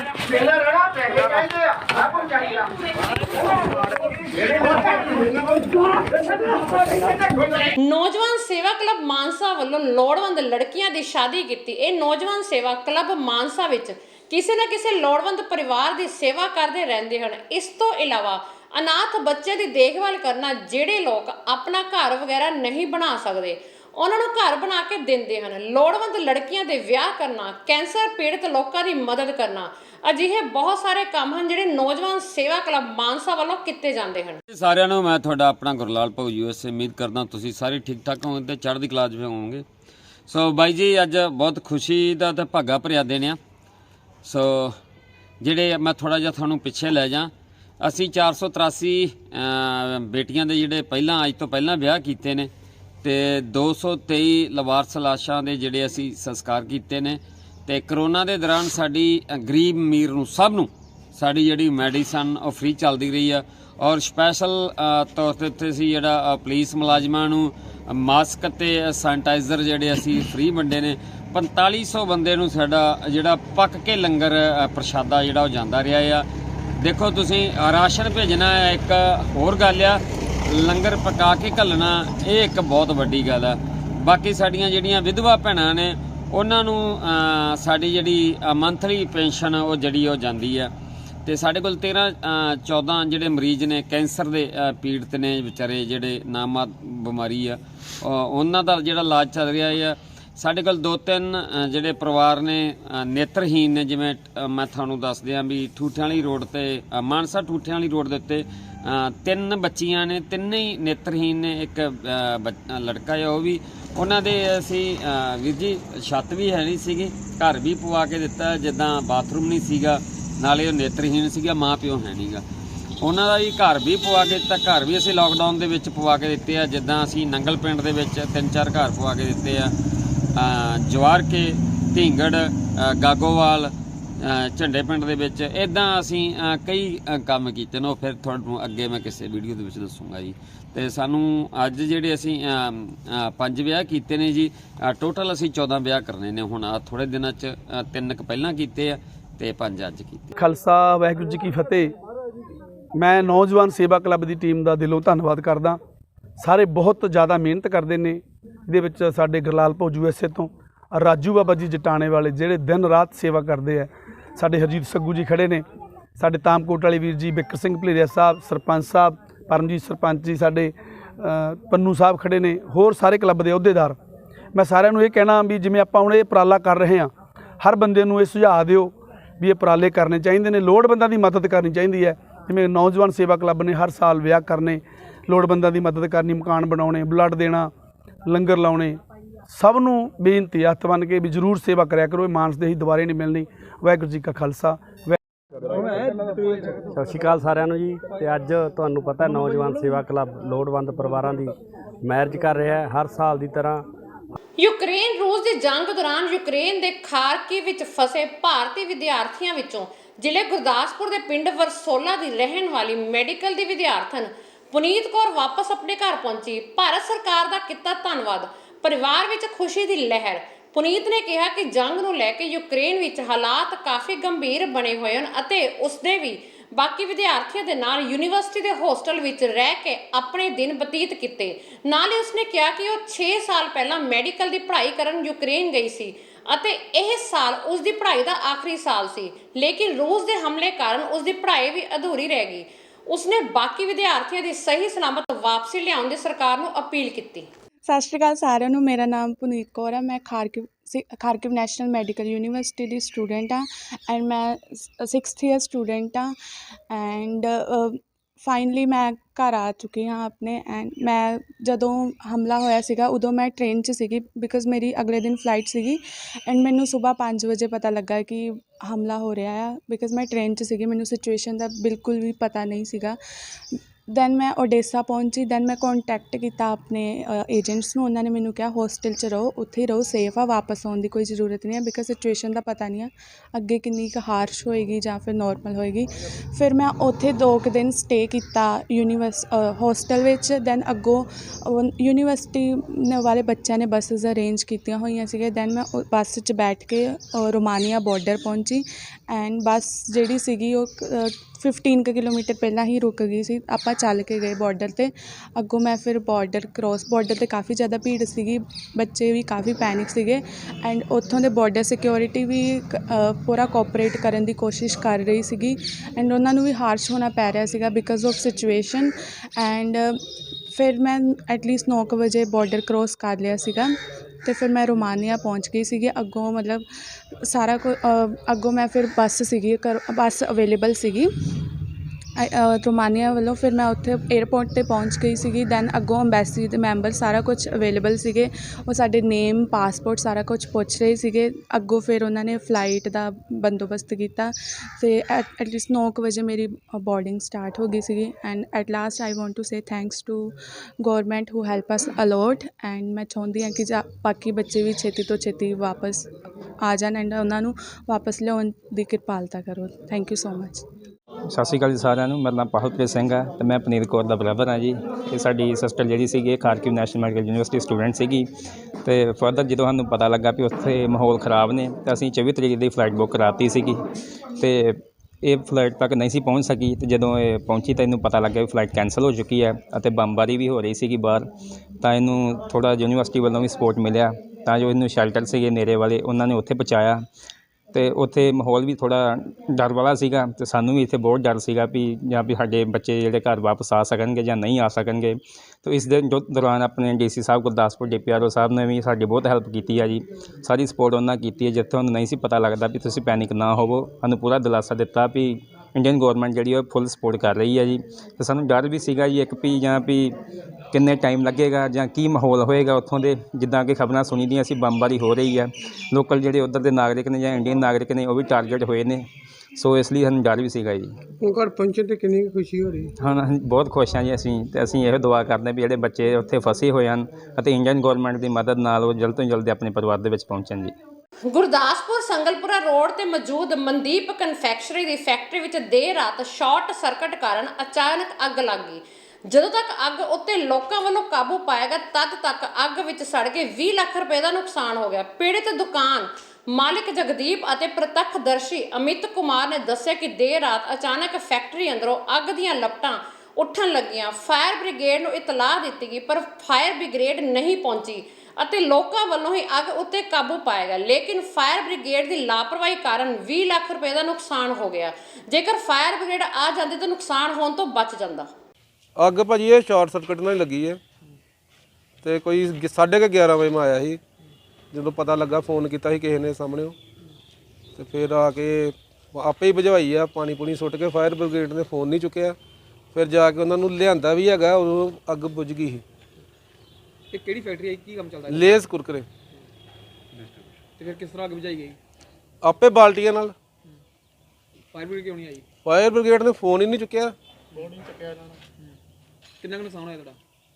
ਨੁਕਸਾਨ ਤੁਸੀਂ ਦੇਖ ਲਓ, 3 ਟੈਂਪੂ ਜੇ ਤੇ ਬਾਕੀ ਕੋਈ 40-50% ਸਟਾਕ ਦਾ। ਗੱਡੀ ਵੀ ਹੈਗੀ ਜੀ? ਗੱਡੀ ਆ ਲੱਗੀ ਸਾਹਮਣੇ। ਟੋਟਲ ਕਿੰਨਾ ਨੁਕਸਾਨ ਹੋਇਆ ਤੁਹਾਡਾ? ਟੋਟਲ ਤੁਸੀਂ 4 ਲੱਖ ਦੀ ਗੱਡੀ ਲਾ ਲਓ ਜੀ, 12 ਲੱਖ ਦੀਆਂ ਤੇ ਗੱਡੀਆਂ ਹੀ ਹੈ ਤੇ ਬਾਕੀ ਕੋਈ 4-5 ਲੱਖ ਰੁਪਏ ਦਾ ਦੂਜਾ ਸਮਾਨ। 20 ਲੱਖ ਰੁਪਏ ਲਗਭਗ। ਇਹ ਕਿਸ ਤਰ੍ਹਾਂ ਇੱਕ ਪੂਰਾ ਕੈਬਿਨ ਹੋ ਗਿਆ ਉਹ ਸਾਹਮਣੇ। ਕੀ ਮੰਨਦੇ ਹੋ ਕੀ ਹੋਇਆ, ਕਿਦਾਂ ਘਟਨਾ ਕਿਦਾਂ ਵਾਪਰੀ? ਇਹ ਘਟਨਾ ਭਾਜੀ ਸ਼ਾਰਟ ਸਰਕਟ ਹੀ ਹੋਇਆ। ਸਰ ਮੈਨੂੰ ਫੋਨ ਆਇਆ ਸੀ, ਉਧਰ ਕਿਰਾਏਦਾਰ ਰਹਿੰਦੇ ਨਾ ਦੁਕਾਨ ਦੇ ਨਾਲ, ਤੇ ਉਹਨਾਂ ਨੇ ਫੋਨ ਕੀਤਾ ਹੈ ਕਿ ਬੜਾ ਧੂੰਆਂ ਨਿਕਲਣ ਡਿਆ ਸ਼ਟਰ ਚੋਂ, ਜੇ ਤੁਹਾਡੇ ਕੋਲ ਨੰਬਰ ਹੈਗਾ ਤੇ ਤੁਸੀਂ ਫੋਨ ਕਰ ਦਿਓ। ਮੇਰੇ ਕੋਲ ਨੰਬਰ ਹੈਗਾ ਜੀ ਭਾਈ ਦਾ, ਮੈਂ ਫੋਨ ਕੀਤਾ। ਮੈਂ ਵੀ ਆਇਆ ਥੋੜ੍ਹੀ ਦੇਰ ਬਾਅਦ, ਫਿਰ ਬਾਲਟੀ ਨਾਲ ਪਾਣੀ ਨਾਲ ਫਿਰ ਅੱਗ ਬੁਝਾਈ। ਅੱਗ ਮਤਲਬ ਕਾਫੀ ਵੱਧ ਗਈ ਸੀ ਗਾਂ ਤੱਕ। ਕਿੰਨਾ ਨੁਕਸਾਨ ਹੋਇਆ? ਨੁਕਸਾਨ ਤੇ ਵਾਹਵਾ 15-20 ਲੱਖ ਦਾ ਹੋ ਗਿਆ। ਹਰਿਆਣਾ ਵਿਧਾਨ ਸਭਾ ਦੇ ਬਜਟ ਸੈਸ਼ਨ ਦੇ ਪਹਿਲੇ ਦਿਨ ਹੀ ਕਾਰਵਾਈ ਪੂਰੀ ਹੋਣ ਤੋਂ ਬਾਅਦ ਗਿਆਨਚੰਦ ਗੁਪਤਾ ਨੇ ਦੱਸਿਆ ਕਿ ਪ੍ਰਾਈਵੇਟ ਮੈਂਬਰ ਬਿੱਲ ਕਾਂਗਰਸ ਦੀ सधौरा तो विधायक रेणु बाला ਵੱਲੋਂ पेश किया जाएगा। सदन के अंदर रखा है और बजट के पश्चात जो कुछ विधायी कार्य थे वो हमने किए हैं और अब अगले 3 दिन के अंदर 3 तारीख, 4 तारीख और 7 तारीख को बजट की ऊपर चर्चा होगी और मैं समझता हूं कि पर्याप्त समय हम बजट के ऊपर चर्चा करने के लिए अपने सभी विधायकों को देंगे और उसके पश्चात फिर बजट प्रस्तुत होगा, बजट के ऊपर चर्चा करेंगे। राज्यपाल जी के अभिभाषण के ऊपर उनका धन्यवाद आदरणीय मुख्यमंत्री जी करेंगे सभी का। कल की जो कार्रवाई है, कल अनऑफिशियल डे है, तो उसमें अनऑफिशियल रेजोल्यूशन एक आया हुआ है, उसके ऊपर लगभग 1.5-2 घंटा चर्चा करने का प्रावधान है। ਫਿਰੋਜ਼ਪੁਰ ਦੀ ਕੇਂਦਰੀ ਜੇਲ੍ਹ ਵਿੱਚ ਬੰਦ ਗੈਂਗਸਟਰ ਭੋਲਾ ਸ਼ੂਟਰ ਦੀ ਅੱਜ ਸਵੇਰੇ ਰਹੱਸਮਈ ਹਾਲਤ 'ਚ ਮੌਤ ਹੋ ਜਾਣ ਦਾ ਮਾਮਲਾ ਪ੍ਰਕਾਸ਼ 'ਚ ਆਇਆ ਹੈ। ਪੁਲਿਸ ਮੁਤਾਬਕ ਭੋਲਾ ਸ਼ੂਟਰ ਗੈਂਗਸਟਰ ਲਾਰੈਂਸ ਬਿਸ਼ਨੋਈ ਦਾ ਕਰੀਬੀ ਸੀ, ਜਿਸ ਨੂੰ ਰਾਤ ਸਿਹਤ ਖਰਾਬ ਹੋਣ ਤੇ ਸਿਵਲ ਹਸਪਤਾਲ 'ਚ ਦਾਖਲ ਕਰਵਾਇਆ ਗਿਆ ਸੀ, ਜਿੱਥੇ ਅੱਜ ਸਵੇਰੇ ਉਸ ਦੀ ਮੌਤ ਹੋ ਗਈ। ਰਾਤ ਨੂੰ ਜੀ 3:50 ਤੇ अर्ਲੀ ਮਾਰਨਿੰਗ ਪੇਸ਼ੈਂਟ ਆਇਆ ਸੈਂਟਰਲ ਜੇਲ੍ਹ ਤੋਂ, ਸਤੀਸ਼ ਕੁਮਾਰ ਭਾਰਤ ਭੂਸ਼ਣ ਸਨ ਆਫ ਸਤੀਸ਼ ਕੁਮਾਰ, 22 ਸਾਲ ਦੀ ਉਮਰ ਸੀ ਉਹਦੀ, ਤੇ ਸਾਡੇ ਕੋਲ ਅਨਕੌਂਸ਼ੀਅਸ ਸਟੇਟ ਦੇ ਵਿੱਚ ਆਇਆ ਸੀਗਾ। ਸੈਂਟਰਲ ਜੇਲ੍ਹ ਤੋਂ ਡਾਕਟਰ ਨੇ ਚੈੱਕ ਕਰਕੇ ਭੇਜਿਆ ਸੀਗਾ, ਤੇ ਉਸ ਤੋਂ ਬਾਅਦ ਉਹਦੇ ਮੂੰਹ ਦੇ ਵਿੱਚੋਂ ਕਾਫੀ ਜ਼ਿਆਦਾ ਝੱਗ ਜੀ ਜਿਹਨੂੰ ਕਹਿੰਦੇ ਆਪਾਂ ਉਹ ਨਿਕਲ ਰਹੀ ਸੀਗੀ, ਤੇ ਜੋ ਸਾਡੇ ਕੋਲੇ ਫਸਟ ਏਡ ਟ੍ਰੀਟਮੈਂਟ ਹੁੰਦੇ, ਐਮਰਜੈਂਸੀ ਟ੍ਰੀਟਮੈਂਟ ਹੁੰਦਾ ਸੀ, ਉਹ ਦਿੱਤਾ ਉਹਨੂੰ। ਪੇਸ਼ੈਂਟ ਦੀ ਸੈਚੂਰੇਸ਼ਨ ਕਾਫੀ ਡਾਊਨ ਹੋ ਗਈ ਸੀਗੀ, ਆਕਸੀਜਨ ਵੀ ਦਿੱਤੀ ਉਹਨੂੰ, ਬਟ ਐਟ ਲਾਸਟ 5:34 ਤੇ ਉਹਨੂੰ after CPR proper protocol final ਕਰਕੇ ਅਸੀਂ ਤੇ ਉਹਦੀ ਡੈਥ ਹੋ ਗਈ ਹੈ। ਤੇ ਹੁਣ ਪੇਸ਼ੈਂਟ ਅੱਜ ਮੋਰਚਰੀ ਸ਼ਿਫਟ ਕੀਤਾ, ਜਿਨ੍ਹਾਂ ਦੀ ਡਿਊਟੀ ਹੈ ਪੋਸਟਮਾਰਟਮ ਦੀ, ਉਸ ਤੋਂ ਬਾਅਦ ਦੇਖਦੇ ਹਾਂ ਕੀ ਬਣਦਾ। ਹਰਿਆਣਾ 'ਚ ਆਂਗਨਵਾੜੀ ਤੇ ਹੈਲਪਰਾਂ ਦਾ ਸੰਘਰਸ਼ ਲਗਾਤਾਰ ਜਾਰੀ ਹੈ। ਅੱਜ ਪੰਚਕੂਲਾ 'ਚ ਜਥੇਬੰਦੀਆਂ ਨੇ ਯਮੁਨਾਨਗਰ ਹਾਈਵੇ ਨੂੰ ਘੇਰ ਕੇ ਖੱਟਰ ਸਰਕਾਰ ਨੂੰ ਚੇਤਾਵਨੀ ਦਿੱਤੀ। ਉਹਨਾਂ ਸਰਕਾਰ ਨੂੰ ਕਿਹਾ ਕਿ ਜੇਕਰ ਮੰਗਾਂ ਨਾ ਮੰਨੀਆਂ ਤਾਂ ਉਹ ਵਿਧਾਨ ਸਭਾ ਦਾ ਘਿਰਾਓ ਕਰਨਗੇ। इसमें आंगनवाड़ी वर्कर हैं, उनसे बात करते हैं। किस तरह से आप लोग पैदल चलने में भी दिक्कत आ रही है? पैर में फ्रैक्चर है सर मेरे। हाँ नारनौल मंदिरगढ़ से आ रही हूँ। हाँ जी, हम भारत की नारी पीछे नहीं हटने वाली, चाहे हमें कितने दूर पैदल चलना पड़े। हम भारत की नारी आगे बढ़ी है और आगे बढ़कर ही दिखाएंगे, विधानसभा जाकर ही दिखाएंगे। कट्टर सरकार को हम सबक सिखा कर रहेंगे। हमें हमारे अधिकार चाहिए, हमें हमारा अधिकार चाहिए। हम किसी से भीख नहीं मांग रहे। आपका क्या हो समझौता, उसी को लागू कर दो। हम आपसे और कुछ नहीं मांग रहे, हम अपना अधिकार मांग रहे हैं। हमारी सुनाई करो, सरकारी कर्मचारी का दर्जा दो, दर्जा दो, दर्जा दो। तानाशाही नहीं चलेगी सरकार की। घोषणा लागू करो। क्या घोषणा थी प्रधानमंत्री की घोषणा थी जी 1500 वर्कर और 750 हेल्पर, और वो आज तक 2018 में की थी और आज तक लागू नहीं है। उसी को लागू करवाने के लिए चल रहा है ये। और आज तक हमारी विडो बहने हैं 80% इसमें, और उनकी कोई सुनवाई नहीं है। वो मजबूर बेचारी 3 महीने से रोड पे पड़ी है। हरियाणा सरकार के द्वारा पीछे कुछ मांगनी गई थी जो धरना प्रदर्शन, वो माननी नहीं गई थी जी। वो हमारा टीएडीए रोक रखा था, वो दिया है उन्होंने। टीएडीए रोक रखा था, वो दिया है। ये घोषणा टाइम खराब मत करो। आज विधानसभा का घेराव करने के लिए जा रहे थे, तो इनको रोका जा रहा है कि वहाँ पे तक ना पहुँचे और शांतिपूर्वक अपना प्रदर्शन करें। तो महिलाओं के रोका है, पुलिस के द्वारा उनके साथ बदतमीजी की गई है। नहीं, यहाँ पे कोई बदतमीजी नहीं हो रहा है। हमारी लेडीज पुलिस है, आप देख सकते हैं, बिल्कुल शांतिपूर्वक पुलिस कोई भी ऐसी कार्रवाई नहीं कर रही, केवल अपनी सभ्यता से इनसे बात कर रही है और रोकने की कोशिश कर रही है। रूस यूक्रेन ਦੀ ਜੰਗ ਦੀ ਹਵਾ ਪੂਰੀ ਦੁਨੀਆ 'ਚ ਫੈਲ ਗਈ। ਇਸੇ ਕਰਕੇ ਰੂਸ ਤੇ ਨਰਿੰਦਰ ਮੋਦੀ ਦਾ ਲਗਾਤਾਰ ਵਿਰੋਧ ਹੋ ਰਿਹਾ। ਅੱਜ ਤਰਨਤਾਰਨ 'ਚ NSUI ਵੱਲੋਂ ਮੋਦੀ ਸਰਕਾਰ ਦੇ ਖਿਲਾਫ ਜੰਮ ਕੇ ਰੋਸ ਪ੍ਰਦਰਸ਼ਨ ਕੀਤਾ ਗਿਆ। ਰੋਸ ਜਤਾ ਰਹੇ ਯੂਨੀਅਨ ਦੇ ਆਗੂਆਂ ਨੇ ਕਿਹਾ ਕਿ ਕੇਂਦਰ ਸਰਕਾਰ ਬੱਚੇ ਨੂੰ ਲਿਆਉਣ 'ਚ ਦੇਰੀ ਕਰ ਰਹੀ ਹੈ। ਵਿਧਾਨ ਸਭਾ ਚੋਣਾਂ ਵਿੱਚ ਪੰਜਾਬ ਦੀ ਜਨਤਾ ਵੱਲੋਂ ਪਾਈਆਂ ਵੋਟਾਂ ਦੀ ਗਿਣਤੀ 10 ਮਾਰਚ ਨੂੰ ਹੋਵੇਗੀ। ਗੱਲ ਗੁਰਦਾਸਪੁਰ ਦੀ ਕਰਦੇ ਹਾਂ, ਜਿੱਥੇ ਸੁਖਜਿੰਦਰ ਇੰਸਟੀਚਿਊਟ ਵਿਖੇ ਜ਼ਿਲ੍ਹੇ ਦੇ 7 ਹਲਕਿਆਂ ਦੇ ਵੱਖਰੇ ਗਿਣਤੀ ਸੈਂਟਰ ਬਣਾਏ ਗਏ ਹਨ। ਅੱਜ ਸਾਰੀ ਤਿਆਰੀਆਂ ਦੇ ਬਾਬਤ ਡਿਪਟੀ ਕਮਿਸ਼ਨਰ ਨੇ ਮੀਡੀਆ ਨੂੰ ਸਾਰੀ ਜਾਣਕਾਰੀ ਦਿੱਤੀ। ਸੋ ਆਪਾਂ ਸਾਰਿਆਂ ਨੂੰ ਪਤਾ ਹੈ ਜੀ ਕਿ ਵਿਧਾਨ ਸਭਾ 2022 ਦੀਆਂ ਚੋਣਾਂ ਦੀ मतदान हो चुके हैं। हुण काउंटिंग 10 मार्च ਨੂੰ होनी है। काउंटिंग ਜਿਹੜੀ ਸਾਡੀ ਗੁਰਦਾਸਪੁਰ ਜ਼ਿਲ੍ਹੇ ਦੇ 7 ਵਿਧਾਨ ਸਭਾ ਹਲਕੇ ਨੇ, ਇਹਨਾਂ 7 ਵਿਧਾਨ ਸਭਾ ਹਲਕਿਆਂ ਦੀ ਕਾਊਂਟਿੰਗ ਇੱਕੋ ਜਗ੍ਹਾ ਤੇ ਹੋ ਰਹੀ ਹੈ, ਹਰਦੋ ਚੰਨੀ ਰੋਡ ਤੇ ਸੁਖਜਿੰਦਰਾ ਗਰੁੱਪ ਆਫ ਇੰਸਟੀਚਿਊਟਸ ਦੇ ਵਿੱਚ। ਉੱਥੇ ਸਾਡੀਆਂ 3 ਬਿਲਡਿੰਗਾਂ ਦੇ ਵਿੱਚ ਸਾਡੇ 7 ਹਲਕਿਆਂ ਦੇ ਕਾਊਂਟਿੰਗ ਸੈਂਟਰ ਬਣਾਏ ਗਏ ਨੇ। ਮੀਡੀਆ ਵਾਸਤੇ ਵਿਸ਼ੇਸ਼ ਮੀਡੀਆ ਸੈਂਟਰ ਦਾ ਪ੍ਰਬੰਧ ਕੀਤਾ ਗਿਆ। ਇਸ ਵਾਰੀ ਪਹਿਲਾਂ ਨਾਲੋਂ ਵੱਡਾ ਹਾਲ ਚੂਜ਼ ਕੀਤਾ ਗਿਆ। ਅੱਜ ਜਿਹੜੀ ਮੀਟਿੰਗ ਕੀਤੀ ਗਈ ਹੈ ਉਹ ਮੀਡੀਆ ਨਾਲ ਇਹੀ ਸੀ ਕਿ 10 ਵਾਲੇ ਤਰੀਕ ਵਾਲੇ ਦਿਨ ਮੀਡੀਆ ਦੇ ਸਾਡੇ ਜਿਹੜੇ ਵੀ ਕਰਮੀ ਨੇ ਉਹਨਾਂ ਨੂੰ ਕੋਈ ਕਿਸੇ ਕਿਸਮ ਦੀ ਅਸੁਵਿਧਾ ਨਾ ਹੋਵੇ ਤੇ ਉਹ ਬਿਲਕੁਲ ਰੀਅਲ ਟਾਈਮ ਬੇਸਿਸ ਦੇ ਉੱਪਰ ਆਪਣੀ ਸੂਚਨਾ ਜਿਹੜੀ ਹੈ ਆਮ ਪਬਲਿਕ ਤੱਕ ਪਾਸ ਔਨ ਕਰ ਸਕਣ ਕਾਊਂਟਿੰਗ ਰਿਜ਼ਲਟਸ ਦੀ, ਤਾਂ ਕਿ ਇੱਕ ਬੜੀ ਵੱਡੀ ਗੱਲ ਹੁੰਦੀ ਹੈ ਕਿ ਕਾਊਂਟਿੰਗ ਰਿਜ਼ਲਟ ਤੁਰੰਤ ਜਿੰਨੀ ਛੇਤੀ ਪਹੁੰਚੇ ਉਨਾ ਚੰਗਾ ਲੱਗਦਾ ਹੈਗਾ। ਸੋ ਉਹ ਸਾਰੇ ਜਿਹੜੇ ਅਰੇਂਜਮੈਂਟ ਦੇਖਣ ਵਾਸਤੇ ਅੱਜ ਮੀਟਿੰਗ ਕੀਤੀ ਗਈ ਹੈ। ਮੋਟਾ ਗੱਲ ਸਾਡੀ ਇਹ ਹੈ ਕਿ ਇਸ ਵਾਰੀ ਬਹੁਤ ਜ਼ਿਆਦਾ IT ਬੇਸ ਕੰਮ ਹੋ ਰਿਹਾ ਹੈ। ਇਲੈਕਸ਼ਨ ਕਮਿਸ਼ਨ ਨੇ ਐਨਕੋਰ ਨਾਮ ਦੀ ਇੱਕ ਸੌਫਟਵੇਅਰ ਬਣਾਇਆ ਜਿਹਦੇ ਵਿੱਚ RO ਸਾਹਿਬਾਨ ਦੁਆਰਾ ਬਿਲਕੁਲ ਰੀਅਲ ਟਾਈਮ ਬੇਸਿਸ 'ਤੇ ਜਦੋਂ ਰਾਊਂਡ ਫਾਈਨਲ ਹੁੰਦਾ ਉੱਥੇ ਐਂਟਰੀ ਕੀਤੀ ਜਾਏਗੀ। ਜਿਉਂ ਐਂਟਰੀ ਕਰਕੇ ਆਪਣੇ ਉਹਨੂੰ ਵੈਲੀਡੇਟ ਕਰ ਦੇਣਗੇ, ਉਹਦੇ ਨਾਲ ਦੀ ਨਾਲ ਹੀ ਰਿਜ਼ਲਟ ਜਿਹੜਾ ਆਥੋਰਾਈਜ਼ ਰਿਜ਼ਲਟ ਜਿਹੜਾ ਹੈਗਾ ਉਹ ਪਬਲਿਕ ਡੋਮੇਨ ਦੇ ਵਿੱਚ ਵੈਬਸਾਈਟ 'ਤੇ ਆਉਣਾ ਸ਼ੁਰੂ ਹੋ ਜਾਏਗਾ। ਸੰਯੁਕਤ ਸਮਾਜ ਮੋਰਚੇ ਦੇ ਪ੍ਰਮੁੱਖ ਕਿਸਾਨ ਨੇਤਾ ਬਲਵੀਰ ਸਿੰਘ ਰਾਜੇਵਾਲ ਨੇ ਕੇਂਦਰ ਸਰਕਾਰ ਵੱਲੋਂ ਭਾਖੜਾ ਵਿਆਸ ਮੈਨੇਜਮੈਂਟ ਬੋਰਡ ਦੇ ਪ੍ਰਬੰਧਕੀ ਢਾਂਚੇ 'ਚ ਕੀਤੇ ਕੇਂਦਰ ਵੱਲੋਂ ਬਦਲਾਅ ਦਾ ਵਿਰੋਧ ਕੀਤਾ। ਅੱਜ ਇਸੇ ਮਸਲੇ ਨੂੰ ਲੈ ਕੇ ਲੁਧਿਆਣਾ 'ਚ ਇੱਕ ਪ੍ਰੈਸ ਕਾਨਫਰੰਸ ਵੀ ਕੀਤੀ ਗਈ। ਇੱਕ ਮਿੰਟ ਜੀ। ਹਾਂਜੀ 20 ਤਾਰੀਖ ਨੂੰ ਪੰਜਾਬ 'ਚ ਚੋਣਾਂ ਹੋ ਕੇ ਹਟੀਆਂ। ਅਸੀਂ ਸੰਯੁਕਤ ਸਮਾਜ ਮੋਰਚੇ ਵੱਲੋਂ ਆਪਣੇ ਸਾਰੇ ਪੰਜਾਬ ਦੇ ਕੈਂਡੀਡੇਟਸ ਦੀਆਂ ਅਲੱਗ-ਅਲੱਗ ਜਗ੍ਹਾ ਮੀਟਿੰਗਾਂ ਤੈਅ ਕੀਤੀਆਂ। ਉਹਨਾਂ ਨਾਲ ਇੰਟਰੈਕਸ਼ਨ, ਉਹਨਾਂ ਦੇ ਕੀ ਐਕਸਪੀਰੀਅੰਸਿਸ ਨੇ, ਕੀ ਉਹਨਾਂ ਨੇ ਮਹਿਸੂਸ ਕੀਤਾ ਚੋਣ ਦੇ ਵਿੱਚ, ਕੀ ਸਾਡੀ ਪੋਜੀਸ਼ਨ ਹੈ, ਸਾਰਾ ਜਾਇਜ਼ਾ ਲੈਣ ਵਾਸਤੇ ਅਸੀਂ ਅਲੱਗ-ਅਲੱਗ ਜਗ੍ਹਾ 4 ਮੀਟਿੰਗਾਂ ਰੱਖੀਆਂ। ਅੱਜ ਇੱਥੇ ਲੁਧਿਆਣੇ ਸੀ, ਲੁਧਿਆਣੇ ਦੇ ਔਰ ਪਟਿਆਲਾ ਜ਼ਿਲ੍ਹੇ ਦੇ ਕੈਂਡੀਡੇਟਸ ਬੁਲਾਏ ਸੀਗੇ। ਇਸੇ ਤਰ੍ਹਾਂ ਕੱਲ੍ਹ ਨੂੰ ਨਵਾਂ ਸ਼ਹਿਰ ਹੈ, ਉੱਥੇ ਦੁਆਬੇ ਦੇ ਕੈਂਡੀਡੇਟ ਹੋਣਗੇ।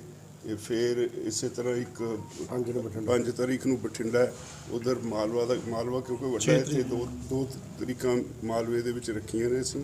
ਅਤੇ 6 ਤਾਰੀਖ ਨੂੰ ਅਸੀਂ ਹਰੀਕੇ ਪੱਤਣ ਰੱਖਿਆ, ਉੱਥੇ ਮਾਝੇ ਦੇ ਕੈਂਡੀਡੇਟਸ ਨੂੰ ਬੁਲਾਵਾਂਗੇ। ਸਾਰੀ ਇੰਟਰੈਕਸ਼ਨ ਲਈ ਚੱਲ ਰਿਹਾ ਔਰ ਸਾਰਿਆਂ ਨੂੰ ਕਿਹਾ ਵੀ ਆਪੋ ਆਪਣੇ ਕੰਸਟੀਚੁਐਂਸੀ 'ਚ ਇੱਕ ਤਾਂ ਸੰਯੁਕਤ ਸਮਾਜ ਮੋਰਚੇ ਦੇ ਦਫ਼ਤਰ ਖੋਲ੍ਹ ਲਓ, ਬਾਕੀ ਇੰਟਰੈਕਸ਼ਨ ਤੋਂ ਬਾਅਦ ਜੋ ਕੁਝ ਕੰਕਲੂਡ ਕਰਾਂਗੇ ਉਹਦੇ ਮੁਤਾਬਕ ਪਾਰਟੀ ਨੂੰ ਅੱਗੇ ਤੋਰਨ ਵਾਸਤੇ ਪ੍ਰੋਗਰਾਮ। ਦੋਸਤੋ ਇਸ ਸਨ ਅੱਜ ਦੀਆਂ ਖਾਸ ਖਬਰਾਂ। ਨਵੀਆਂ ਤੇ ਤਾਜ਼ਾ ਖਬਰਾਂ ਲੈ ਕੇ ਫੇਰ ਹਾਜ਼ਰ ਹੋਵਾਂਗੇ। ਤਦ ਤੱਕ ਲਈ ਦਿਓ ਇਜਾਜ਼ਤ। ਰੱਬ ਰੱਖਾ।